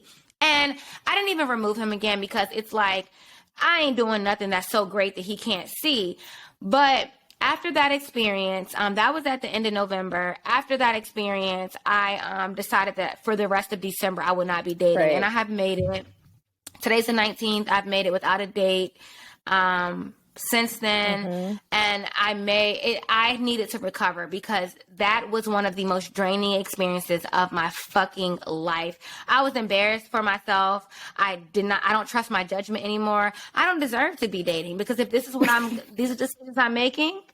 Is everything okay up here? Because do you trust yourself? I don't trust myself anymore. Well, I'm out here making poor decisions. You were trying to push yourself to do something that was beyond what you wanted to do. You didn't want to see him again, but you pushed yourself. You were trying to, like, you know. I was trying because I feel like you gotta, it's almost like job interviews. How, like, you know, you're not looking for a new job. Yeah, but you're like, I got an interview. Yeah, you're brushing your skills up. But, like, yeah, y'all, it was so draining. So that will probably be my embarrassing ass story about the dating apps. As of now, I'm chilling on it. You're going good. Like, that's really not that bad. Like, I can bury you in embarrassing stories. Like, it's fine. Yeah, I have my other share of embarrassing stories, but that's my most recent one that I think is probably the most relevant. But I hope you guys enjoyed this. I hope you guys got a laugh out of this. This is a long ass fucking episode, Nikki. We might be close to 3 hours. Oh yeah. So, yeah. Oh yeah. Yeah. Oopsies. So no, it's okay. It's okay. So with that being said, Nikki, any final words? Any final lasting impressions? You're gonna be back. So, but like, anything else to say? No, I'm good. Well, did you have fun? I did. Okay, good. Well, Nikki, thank you for joining us. Thank you for your transparency. They're going to love you for pulling out transparency from me because they think they know a lot about my life, but they don't really know a lot about my life. So I feel like it's an MTV hashtag or something, like, you think you know, but you have no idea. That's the thing, is that when I tell them stories, the stories are always old. Yeah. I never give them stories in real time, so they're getting real time stories from me. So they're gonna love this. For all my listeners, I don't know what this means for my podcast. I don't know that it means that I'm back. I just knew that me and Nikki have been having some great conversations, and I had to bring this energy and put it out to the world. But Nikki has more stories, y'all. So the next episode, we're going to get straight into Nikki's shit. Nikki's going to go, and she has stories about people that we went to college with. A lot of them I don't know. Some of them I probably do. She has just life stories that are funny. So she's relatable. She's had a good amount of experiences. So I think that y'all will enjoy the next episode even more because we're going to bring some more spicier content. But thank you, ma'am, for joining me. And yeah, we'll have you back really soon. Sounds good, boo. Sounds good, boo-boo.